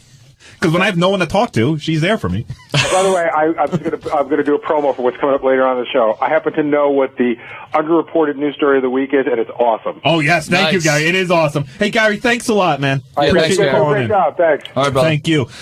Hey, we got so many. I know we're blowing past our time here, but we wrote these questions. I want to get to them. All right, we already talked about who was the hottest. Sal went without his wife. Fred, no Shuli. How much did I eat was on this list. I didn't go crazy, but I have to say the steak at this place was like butter. It was like fucking butter. It was the best. Combining your two favorite things, butter and meat, right? We asked who was the most random person at the party we talked to. I ended up talking to two people from Abe Cannon show I didn't know and didn't know who they were. Ian Carr from Jackie's show, who's a very nice man, but he talked to me the second I got to the party. He wasn't dressed up, and I really had no idea who he was. And Oh, Steve Warren from the Howard 100 News team, who was there with a guest and who didn't speak English very well, and then just kind of Steve Warren, who I don't know very well because he's not here very often, and then he goes, you're a foodie, you guys should talk. And I was just like, okay. So I got stuck in a weird conversation there. Doug Goodstein, he emailed me this morning. He said, his wife is really hot, Marlo. One of my favorites, Marlo Goodstein. She's like one of the Hall of Famers around here. And she said that, or Doug told me that Sal at the end of the party went up to her and she goes to Marlo and said, I love you. I love your face. I love your eyes. I love your lips. I love your teeth. I love your nose. I love your fingers. I love you. Ew. And he wasn't even drunk. It's fucking gross. He's a creep out, right? He's a fucking creep. Hey, so I'm going to say Steve Warren and his guests were my worst conversation of the night. No offense to Steve. He's a nice guy. But what was your worst conversation? Worst conversation. Shit, man. You put me on the spot. Do you have one, Ted? Just everyone I was in, pretty much. Was there anyone there at the party? Okay, I'll throw out another question. Anyone there at the party that you felt shouldn't have been there? Somebody you knew? Oh, that we knew? How can I say that they didn't deserve to be there when I didn't know half the people there? Okay. You know what I mean? It sounds like the guy that was passed out in the piss didn't deserve to be there. We had, as Gary brought up, or somebody brought up, our entire engineering department was there. Jenny Hutt was there. I love Jenny. Jenny Hutt's probably one of those people I was like, Jenny Hutt's here, great. John Hein goes out of his way to pretend that she doesn't actually work on his TV show. I mean, he's like crazy, so I don't understand why she gets... I'm going to leave. Team back off, baby. It got too real. TV show coming up after this show. It got too real. Oh, you see, they go and do interviews all the time, and they don't tell her about it. Like, she's totally... That is absolutely true. John Hein doesn't want her to be part of the show. Goodbye. I love her. I love her. Clearly, it sounds You like love her. I do. I danced with her. I hung out with her and her husband. I really very like sweet. her. She used to bring us awesome sandwiches. What She happened to did. that? I don't know. She was trying to bribe us to get on the chatter. Didn't All right, happen. let's take a few quick calls here about the party, and then we'll move off this topic. Alton in South Carolina, welcome to Back Office Radio. Hey, guys. Hey, man. Just curious. I don't know if you guys are under some kind of gag order, or if no one talks about Robin these days. I'll tell you if we are. Go ahead. But I was wondering if Robin had a date last night. Yes. And when she's going to be back in studio. All right, I'll answer both those questions. Yes, her date was 5 different wine guys, wine experts from around the world, right? She was walking around with like an entourage of wine people who know a lot about wine. And I do not know when she is returning to we don't studio. know. We don't know. Tommy from Malden, thanks for calling in, buddy. What's up? Hey now. Hey now. Hey, Tommy. Bruce Springsteen is very self-indulgent. He's the douche of the week. Thank you. Along with Steve Randano. He hung up on me when I called on my cell phone to change my question. Will would never do that. Never. Thank you. Whoops. Sorry. Another douche of the week nominee here from Jared in Missouri. Jared, welcome to Back Office Radio. Hey, now. Hey, now.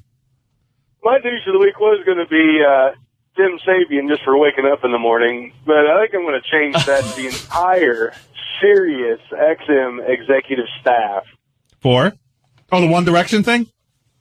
The One Direction thing, the photo booth, Money they owe Howard, just all of it. They are just complete douches, every single one of them. By the way, to toot our own horn for 1 second, because it didn't come out on Howard. Right. We were the ones that broke the Fred One Direction story. That is right. We broke the Fred One Direction story. Back Office exclusive. Exclusive. We making Tim's life miserable because he gets yelled at by management, and it caused Ross to come down to Gary's office and close his door and yell, and I can hear every fucking word that comes out of that office. And hey, Will, we did such a good job on breaking the story. I think when we made this, Steve Brandano said we should award somebody Great Job of the Week. Al, do we have it?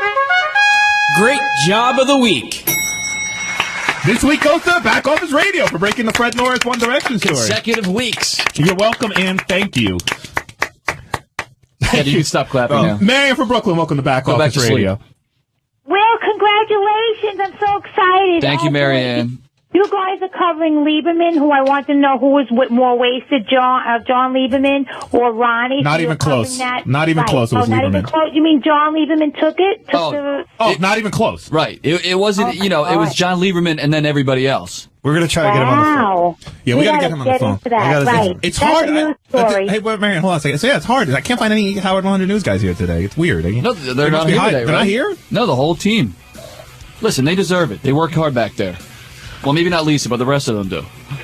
That's a joke. Coming up after the break, We have we'll have some more X-Men stories, but we have page 69s we didn't get to yet. We have to officially nominate our douche of the week. Yeah, we haven't done douche of the week yet. We're way behind. We've blown through everything. So give us a call 888-STERN-101. You're listening to Back Office Radio only on Howard 101.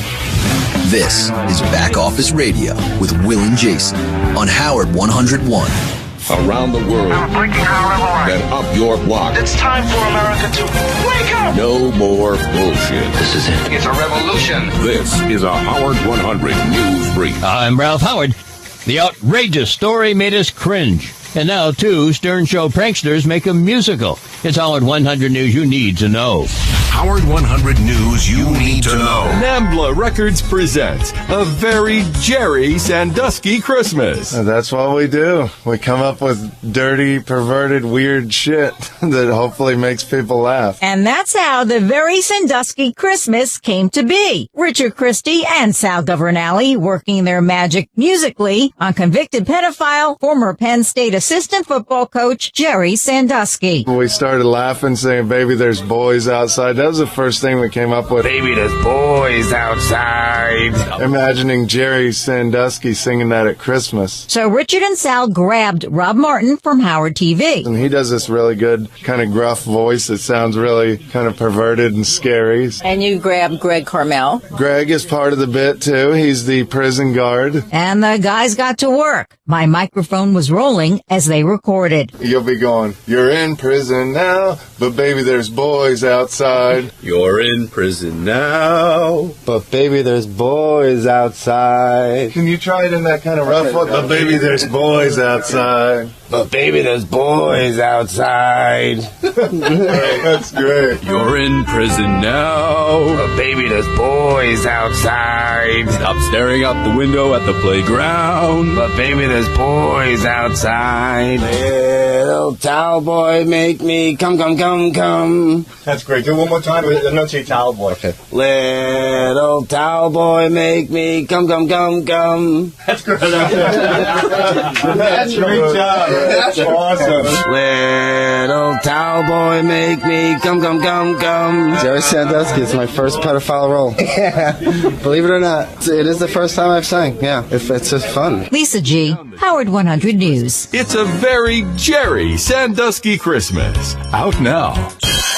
Just the tip. What is in the news? The Howard 100 News Tip Line. Breaking news. Call 877-H100-TIP or email howard100news@SiriusXM.com. Find out about SiriusXM On Demand. You get access to hundreds of SiriusXM shows, including Howard Stern. Go to SiriusXM.com/on-demand.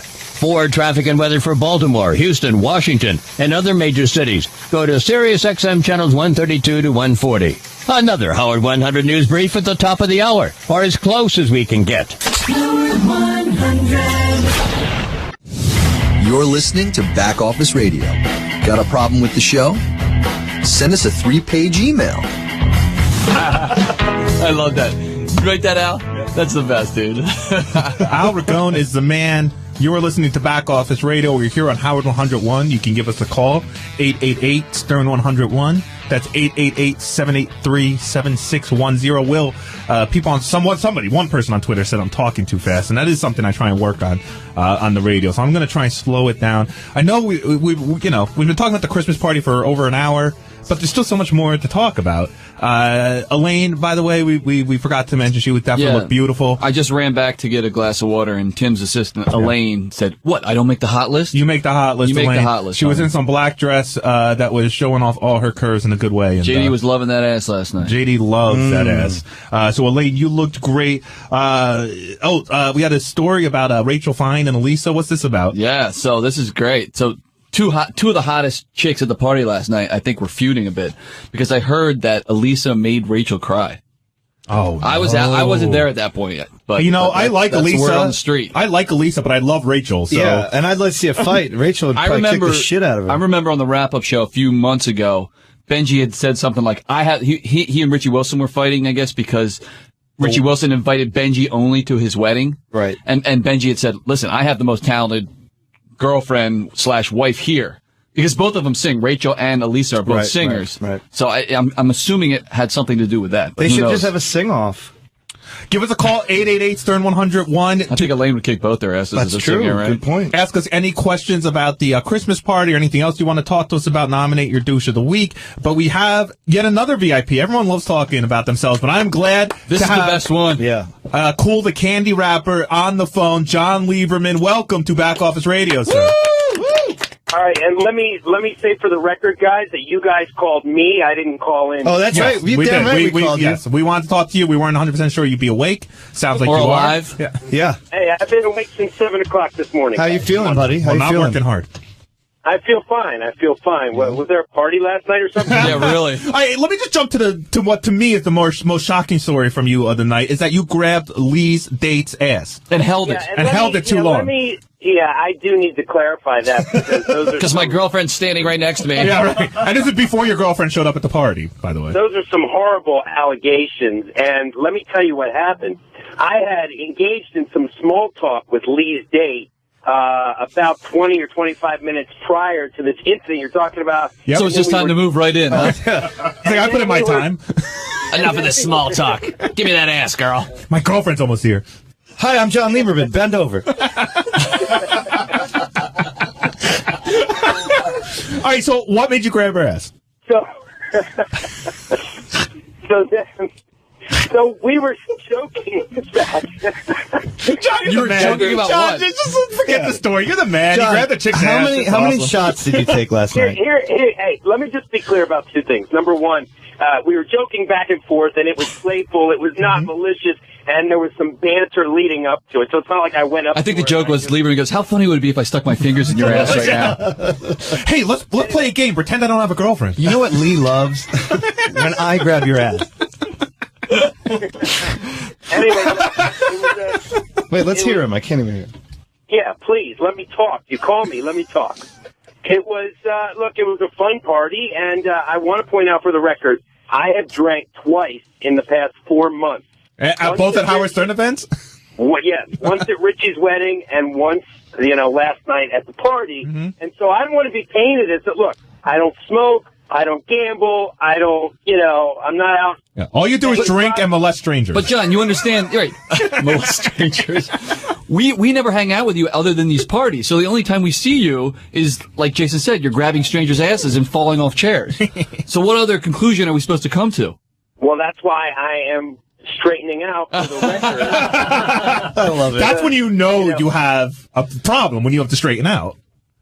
Well, no, look, it's a Christmas party. Yeah. I mean, I think people are there to drink, to have fun, to dance. I mean, I'm not a mean, No, you're not. No, you're a party. Dude, I'm not complaining. Yeah, don't change a thing. Yeah, you're not a mean drunk, you're a rapey drunk.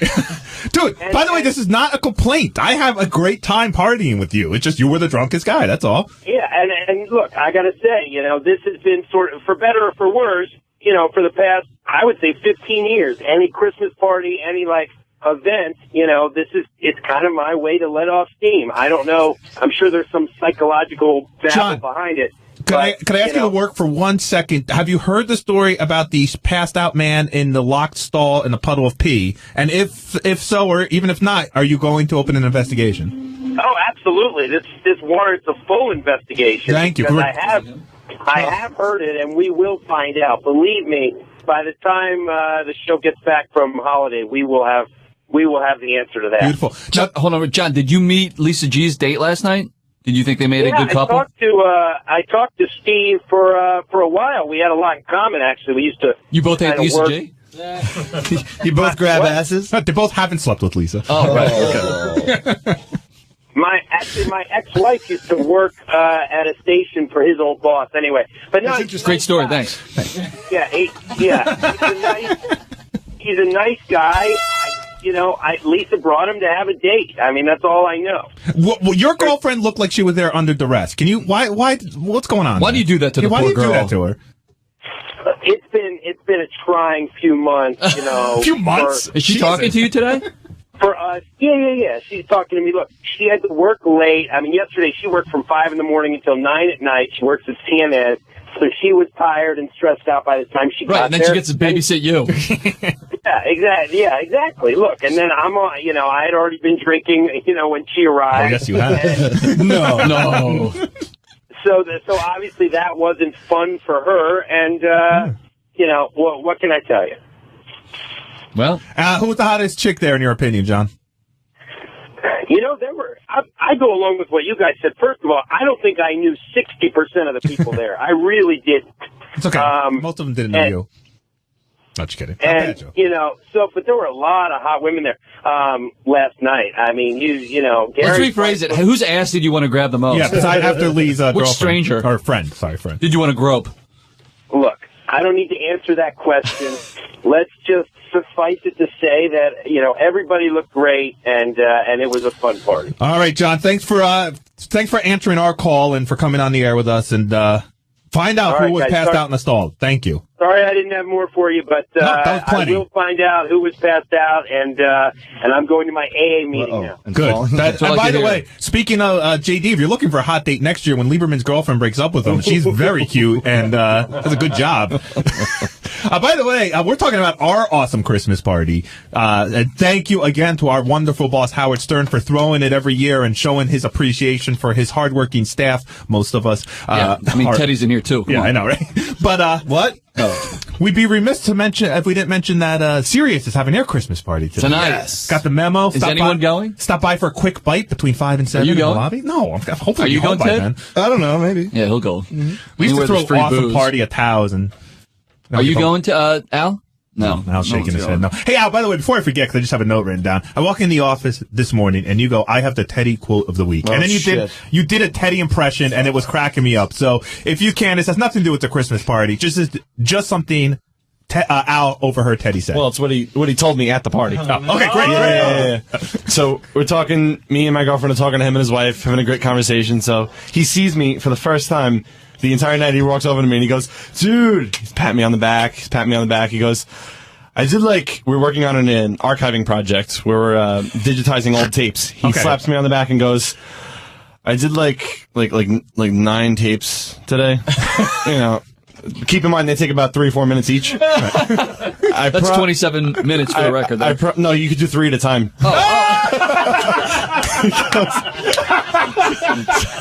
I probably could have done more, but you know. And he's just to scale out how many 9 is, I did 18 this morning before back office radio. But he was really proud of himself. Oh, by the way, not only did you do that, explain yourself, sir. I was preoccupied.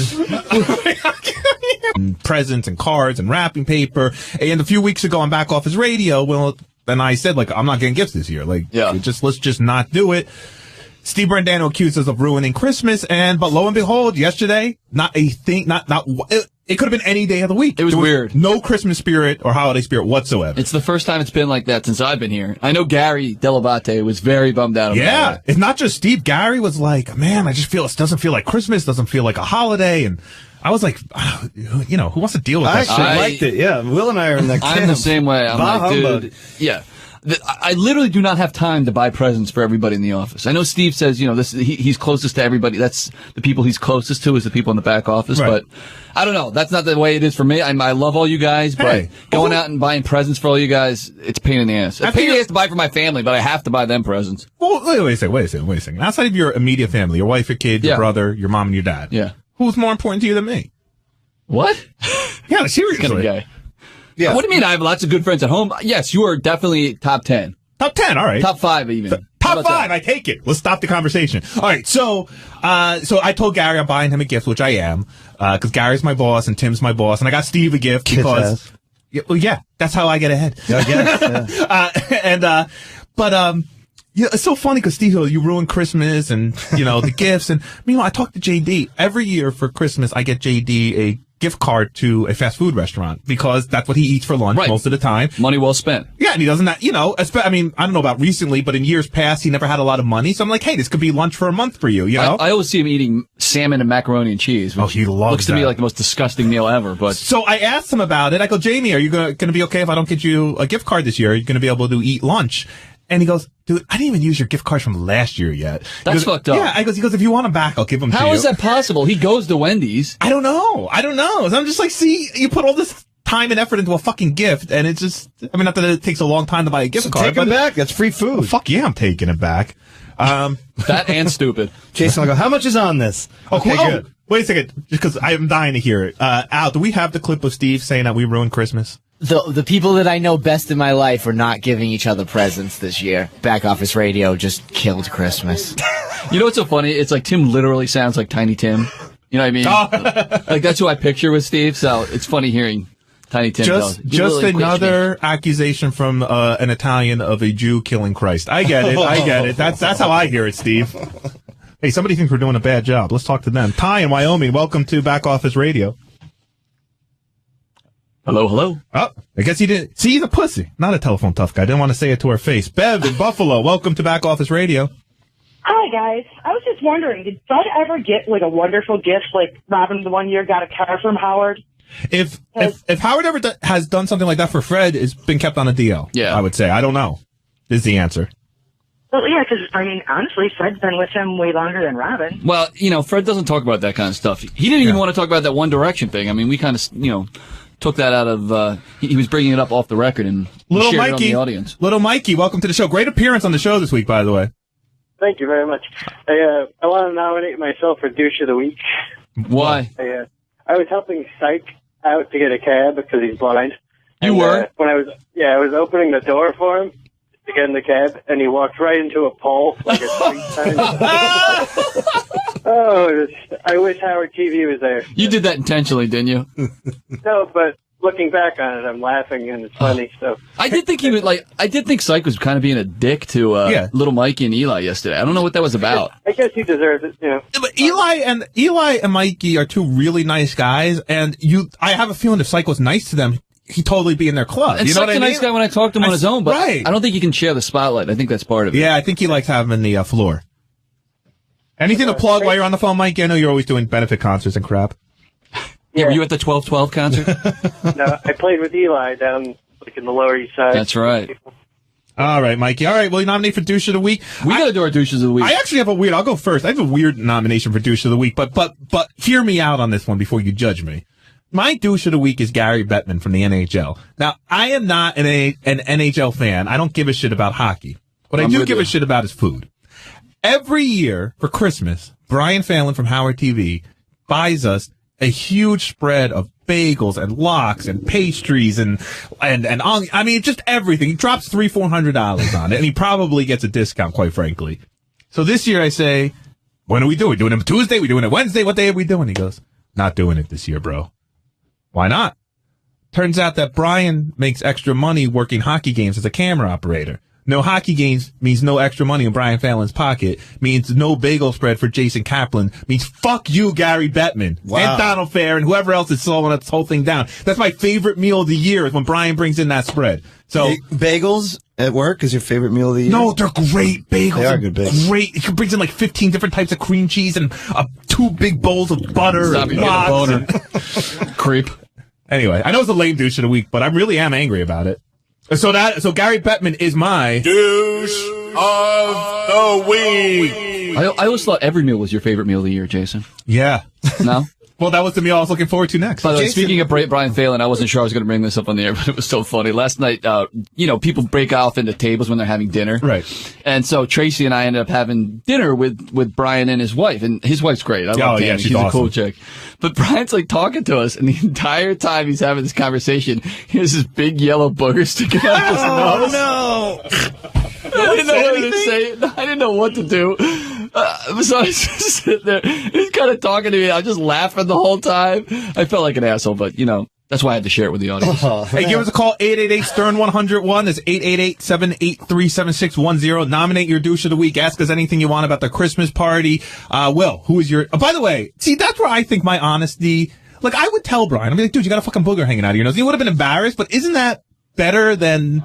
not saying something? Well, we were enjoying staring at it, so it was kind of fun. It's like when I told JD I had bad breath. Everyone thought I was an asshole. I'm like, I'm doing him a favor. You are doing him a favor. You're a good guy, Jason. I'm a good guy. Thank you. Thank you. It's about time it was recognized. Will, who you nominating? mine's not that great, but because we already talked to him already. But it's got to be Lieberman, right? I mean, totally out of control last night, which I love. Yes. But the poor girlfriend, I just felt so bad for her. Because like you said, deer in headlights, had no idea what she was walking into. Right. She doesn't know anybody there. And like the only person that she has to rely on is just a complete maniac grabbing women's asses and passing out on the floor. So, John Lieberman, you are my douche of the week. And Teddy? I nominate myself for only doing 9 DAT tapes. So what do you mean you were bragging about it yesterday? Yeah, man. That was a heavy workload for you. Listen, that's the hardest you've worked in months. So, I mean, usually it's 2. Slap yourself on the back. Look. I end my antics in the way I feel today, so Al, I am my own douche of the week. Hey, Teddy, man, but seriously, like, why are you being so depressed recently? At the party last night, you were like, I'm not long for this job. This might be my last Christmas party. This job is not long for this world. I'm just like, dude, what? Come on, man. I love you. I need Lexapro. Do it. Yeah. I'll introduce you to my doctor. I can't take 2 Jasons, please. Can you crush it up and snort it? Sure. Okay. Dominic in Dallas, you have a question about Lexapro, actually. Yeah, I was wondering, why are you taking Lexapro and smoking weed? I have a lot of issues. Is that bad? It's called double dipping. Of course. We're not supposed to drink on Lexapro, let alone smoke, but my doctor's well aware of everything I do.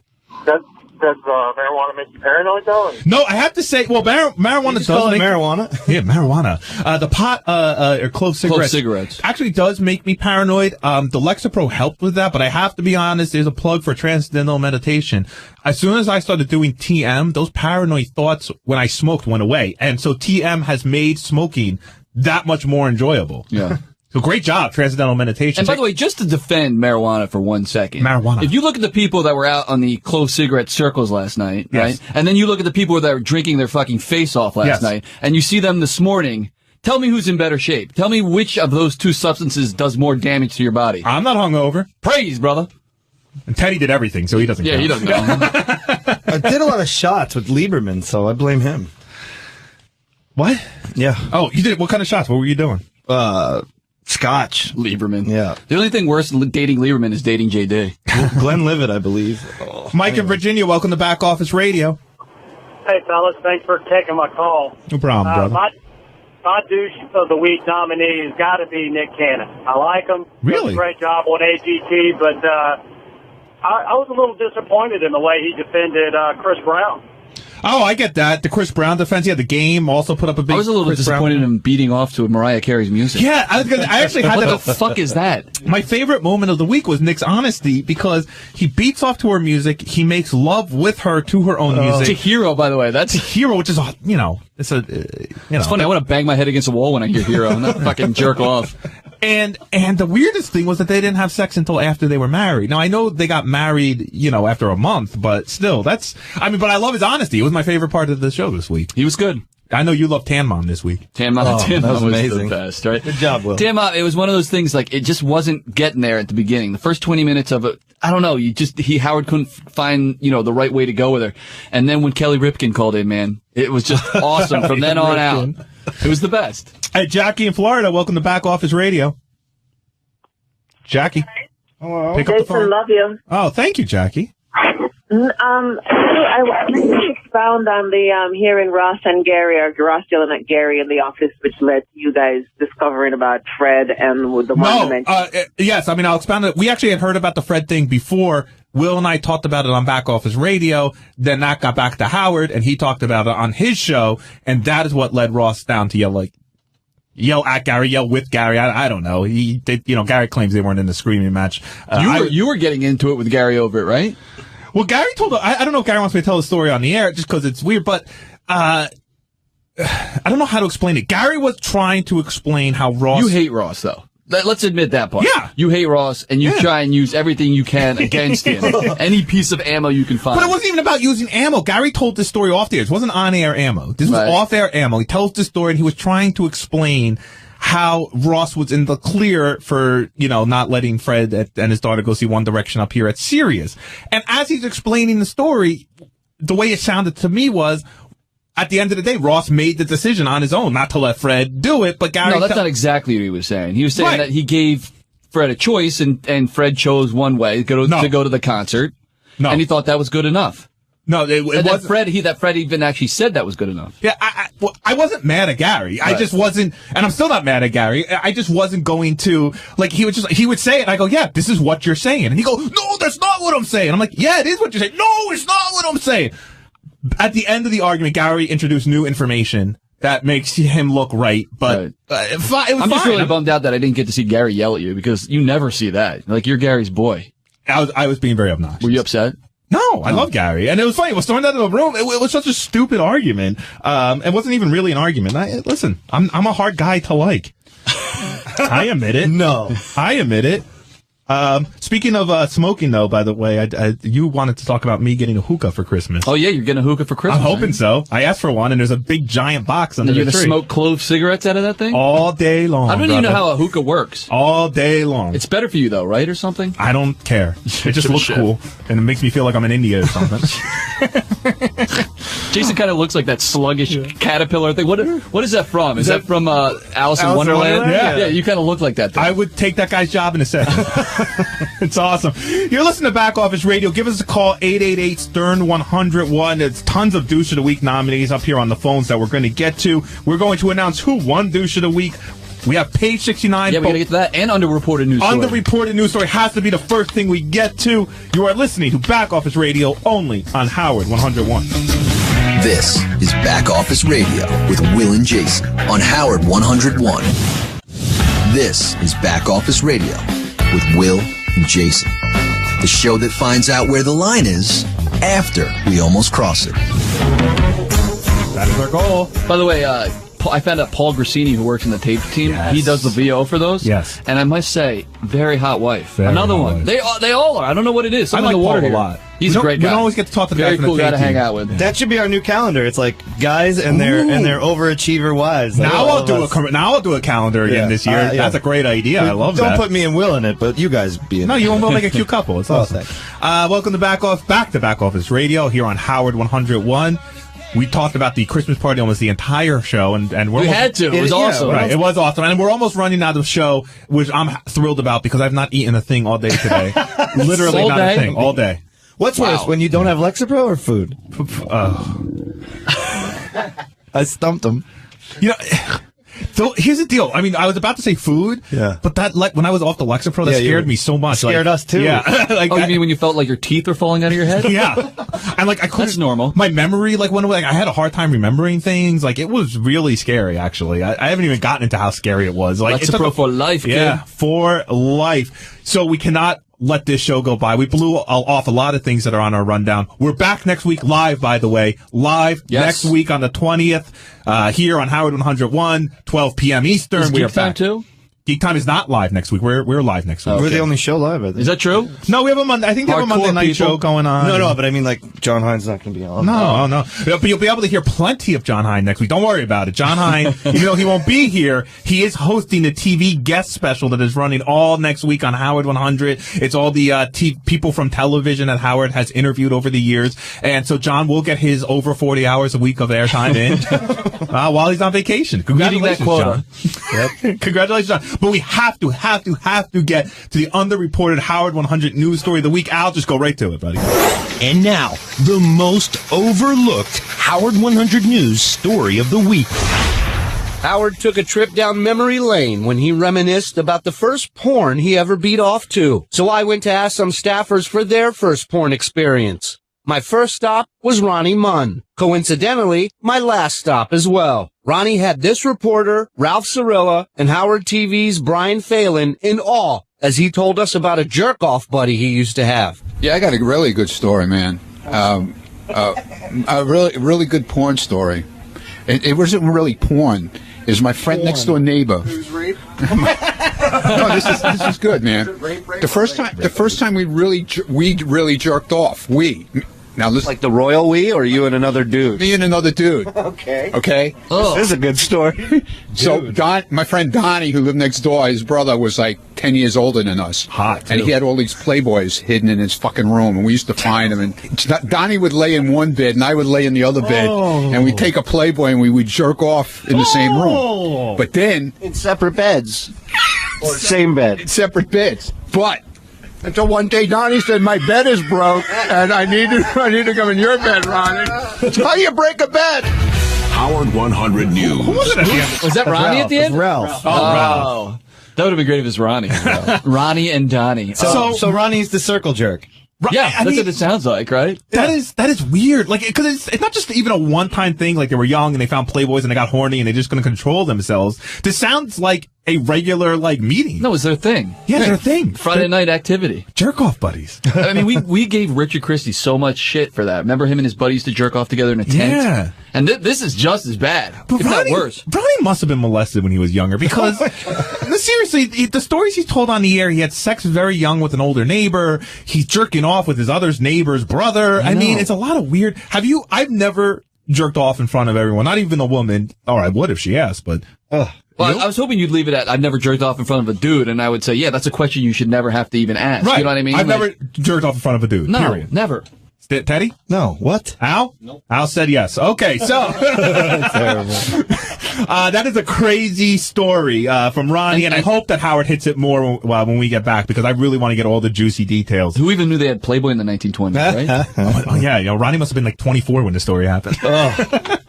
I hope the lube he used was slippery. You know what I'm saying? You know what I'm saying, next Will? week we can get Donnie on the air. Slippery. I'm going to talk to Donnie. Me and my buddy Donnie. Yeah. Donnie. He was a hitter. We played Gookie Cookie. Cookie. Ronnie was in a gang, and Ronnie's childhood is fascinating. So you get on the hitter, get into the hitters. You have to jerk off your buddy. When Boardwalk Empire goes away, I want them to do Ronnie's show. Like Ronnie's life story. Steve Buscemi could play him. All right, 888 Stern 101. We will be back right after this. You're listening to Back Office Radio with Will and Jason on Howard 101. You're listening to the program Steve Brandano claims to hate, yet can't stop talking about on the Intern Show. It's Back Office Radio with Will and Jason. Well, I like this. What song is this? Citizen Cope, man. That's my man. Ooh. I just signed up for Bullet Spotify. the Target. I just signed up for Spotify, so I'm checking out all new music now. Yeah, that's my man. I love him. Just put in Lax Bro, and you'll get Shut all. up. You get whatever. asshole. You'll get whatever's in Will's shit at fucking M83. You'll get whatever's in Will's Honda. Stop. All right. I didn't say you recommended that John Mayer album, Continuum. It's a great album. I listened to it. I like that song Gravity he did. Did he lend you his testicles too? Yeah, shut up, pussy. You're one to fucking talk. I listen to that horse shit you listen to. I want listen to tuck my cock between my legs and fucking kind of fun, wiggle funky, around the room. all over the place music. What That name of emo band? horse shit. Last night I was listening to Ike and Tina Turner. No, you were listening to that one you listened to, that M83. And I went to see anyone listen to that M83. and Yeah, tell of me that's course. douchebag They're good. music. They're Please. French. Welcome back to Back Office Radio. You can give us a call, 888-STERN-101. We're about to name our douche of the week, and I want to give the back office, the rest of the back office, an opportunity. We're in the last 5 or so minutes of the show. If you have any grievances, if you have any issue with anything Will, I, or Teddy talked about today, if we got anything wrong you'd like us to correct, feel free. The phones are open. The mics are open. Come down here and or forever hold your peace and don't be a dick to me in the office about it. Will, next week on the show, well, there's no show next week, but we have a few things to announce. As I mentioned, John Hein is, of course, hosting a week-long special called TV Guest. Oh, that'll be good. Yeah, TV Cast special all week on Howard 100. Actually, I'm looking forward to the special. Do you know who's in it? I mean, I don't have the list in front of me, but I'm sure they're great. Yeah. I mean, Seinfeld alone is what I love to listen to. And you have a big show next week. Yeah, Fat Guy Show returns. Monday night, this Monday night at 7 p.m. Eastern on Howard 101. I'm doing Fat Holiday Fat Gifts. Defibrillator. I said a coffin. What to say? Well, by the way, I think there are. We will be talking about that if you want to. There are coffins for the fat person. They cost a fortune. Seatbelt extenders for airplanes. Great idea. Great idea. Good But, stocking stuffer. Good stocking stuffer. Can you give us a tease? What is a good present for a fucking lard ass? A good present for a fucking lard ass.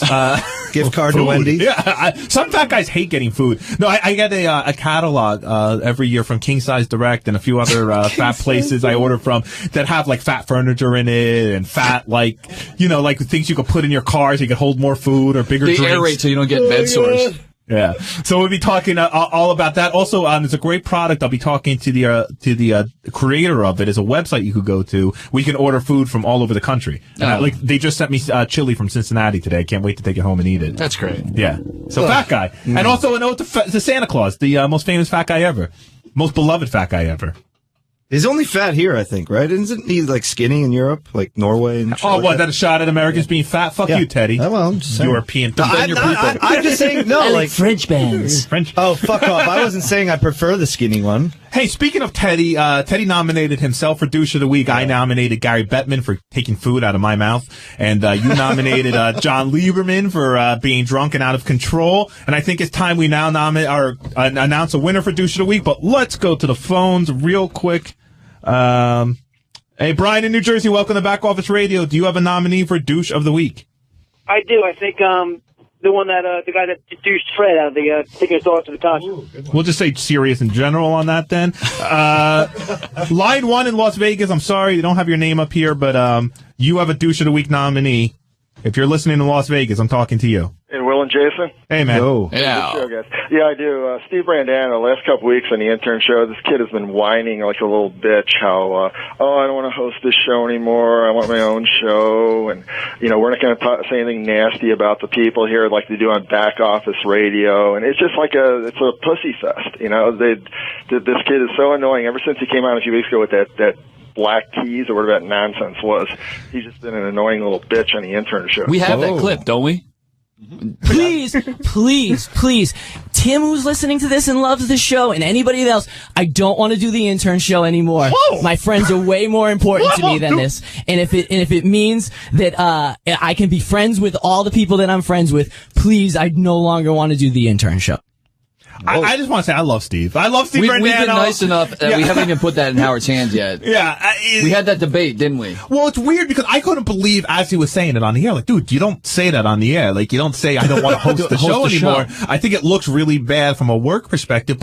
And so we pulled the clip. You and I talked about it. Should we give it to Howard? I wanted to talk to John Hein because I want to know, has anyone ever said something on the wrap-up show that he didn't pull because he knew that would get the person in trouble? My guess is no. But then Steve went on the intern show later and did an hour about how he didn't want to. Open yeah, about so it I guess I love Steve. I understand why you want to nominate him for Douche of the Week, but I love Steve. He wasn't drinking last night, was he? I don't think. By the way, yeah, that's another weird thing. I didn't see Steve at all last night. I mean, I think I talked to him for about 30 seconds. I felt bad. I don't know if he was avoiding me. I don't know if we just didn't go into the same circles. I don't know if he left very early, but it's crazy at those parties. I barely talked to him. You just go from person to person to person to person. You don't really have a full conversation with anybody. Right. Okay, but Will, you and I talked about it during the break. And I think we have our winner for Douche of the Week. It's an easy one this week. It is an easy one, and it is our own Punchy Punch Love, Teddy Knitter. Thanks. Douche of the Week. Right. You've won. This is what, your second or third time? Second. You got to be so proud. Yeah, Congratulations. One more and I get a plaque. At least you're good at something. Yes, thank you. I'm consistent. You're consistently, what happened? Consistently mediocre. Jesus, Rob. We're still doing a show here. These Howard TV guys, like the last 20 minutes have been packing up. And they're packing up. This show's they're bored. Over. They're like, we got enough. Fuck this. Hey, guys, we talked to Steve. Rob, you have a good time at the party last night? Yeah, it was awesome. It was a really great time. I love Rob, too. Ooh, thank you. Rob was in my smoking circle. One day we'll have a back office spotlight on Rob Martin. Oh, yeah. You got a good one there. Rob's definitely one of the most... Yeah, you were partners with him in the golf tournament. Yeah, I don't know if anyone saw the Howard TV special of Rob and I playing golf against Scott DePace and Tim Sabian, but it's pretty funny. I was pretty embarrassed. I know, and the worst part is Rob is like a professional golfer, and we still lost to those idiots. Rematch. Yeah, I chopped it up that day. You choked up a little. Rob has a favorite curse word. Rob has a favorite curse word. I do. It's cunt. Cunt, yeah. Rob? I mean, in the 3-minute clip I watched, he said cunt like 14 times. The best is Rob, he used to play on a golf team in college, and when he hit a bad shot, he would literally eat the divot. Yeah. Like the big piece of dirt from hitting the ball. Yeah. And he beats himself. I do beat myself. I can see JD doing that, but I mean... Any longtime Howard Stern fans would know Howard has actually talked to Rob Martin on the air before Howard questions who knows Rob Martin. Rob is famous for having a tattoo of, what is that, Charlie Chaplin on your arm? I have Charlie Chaplin and a Battleship Potemkin. That was it, Battleship and Potemkin. Orson Welles. Yeah, you're a big film buff. Yeah. I will get into your nonsense later, because you have lots. We got time for one page 69? Oh, yeah, hold on, wait, I just pick up this call, because someone's going to say something nice about me. William in Long Island, welcome to Back Office Radio. Hey, Jason, what's going on? What's up, man? Listen, I used to hate your guts, your squinty eyes, your chubby cheeks, how fat you were, your dumb attitude. Yep. Keep going. I hated your gut. But you've been growing on me. I think you're doing an amazing job. The only thing is, not too much. I don't need you on another show. But he's been growing on those pants. I know that. You know, Back Office Radio is my thank you, sort of. Back Office Radio is my only weekly show. Fat Guy Show is like a once a quarter, thing. So I know you're John Hine Jr. over here. Ooh, I'm not hosting any specials next week. Wow. No, here's how I become John Hine Jr. You ready? What? I get Howard's vacation schedule, and I still get to have my voice all over the channel for the week. John's got a fucking setup. I'll admit it. I'll take that setup. Yeah, and you need a lesbian haircut, you'd be all set. That's a joke. I love you, John. John pays $80 for that haircut, and it's not the person who gives him the haircut's fault. It's just John's got bad hair. I thought you looked good last night. No, he didn't. Yes, he did. Stop it. He did. I mean, he looked like John. Did you think, Ted? Yeah, I think he looked like John. I don't He remember. looked like John, yeah. All right. Oh, shit, we're in the last minute. Do it, quick. Page 69, quick. Let's do it. So the one we have it's Teddy, right? We're going to do the Teddy one. So your wife did not take your last name when you guys got married? No. And you're embarrassed by your last name? You hate it? You almost changed well, it? it's just spelled funny, and her last name is better, so she kept it. So why don't you take her name and become a full pussy? No, that's the thing. It's like my sister's like, you should just take her last name. I was like, no. Please do that. Then I'll hand in my testicles. Exactly. Please do that. Thank you for listening to Back Office Radio. We are live next week, even though there is no live show next week. We are back 12 p.m. Eastern on Howard 101. I would like to thank everyone who helps make this show great. Teddy, Will, Al Ragone, Rob Martin, Steve Pick, J.D. Harmeyer, who pulled clips for us today, Greg Carmel, Jim McClure, and Ryan the intern. Academy Awards? Hey, man, everyone works hard. Everyone deserves some credit. Love you guys. Thanks, guys. Thanks for listening to us only on Howard 101. Peace.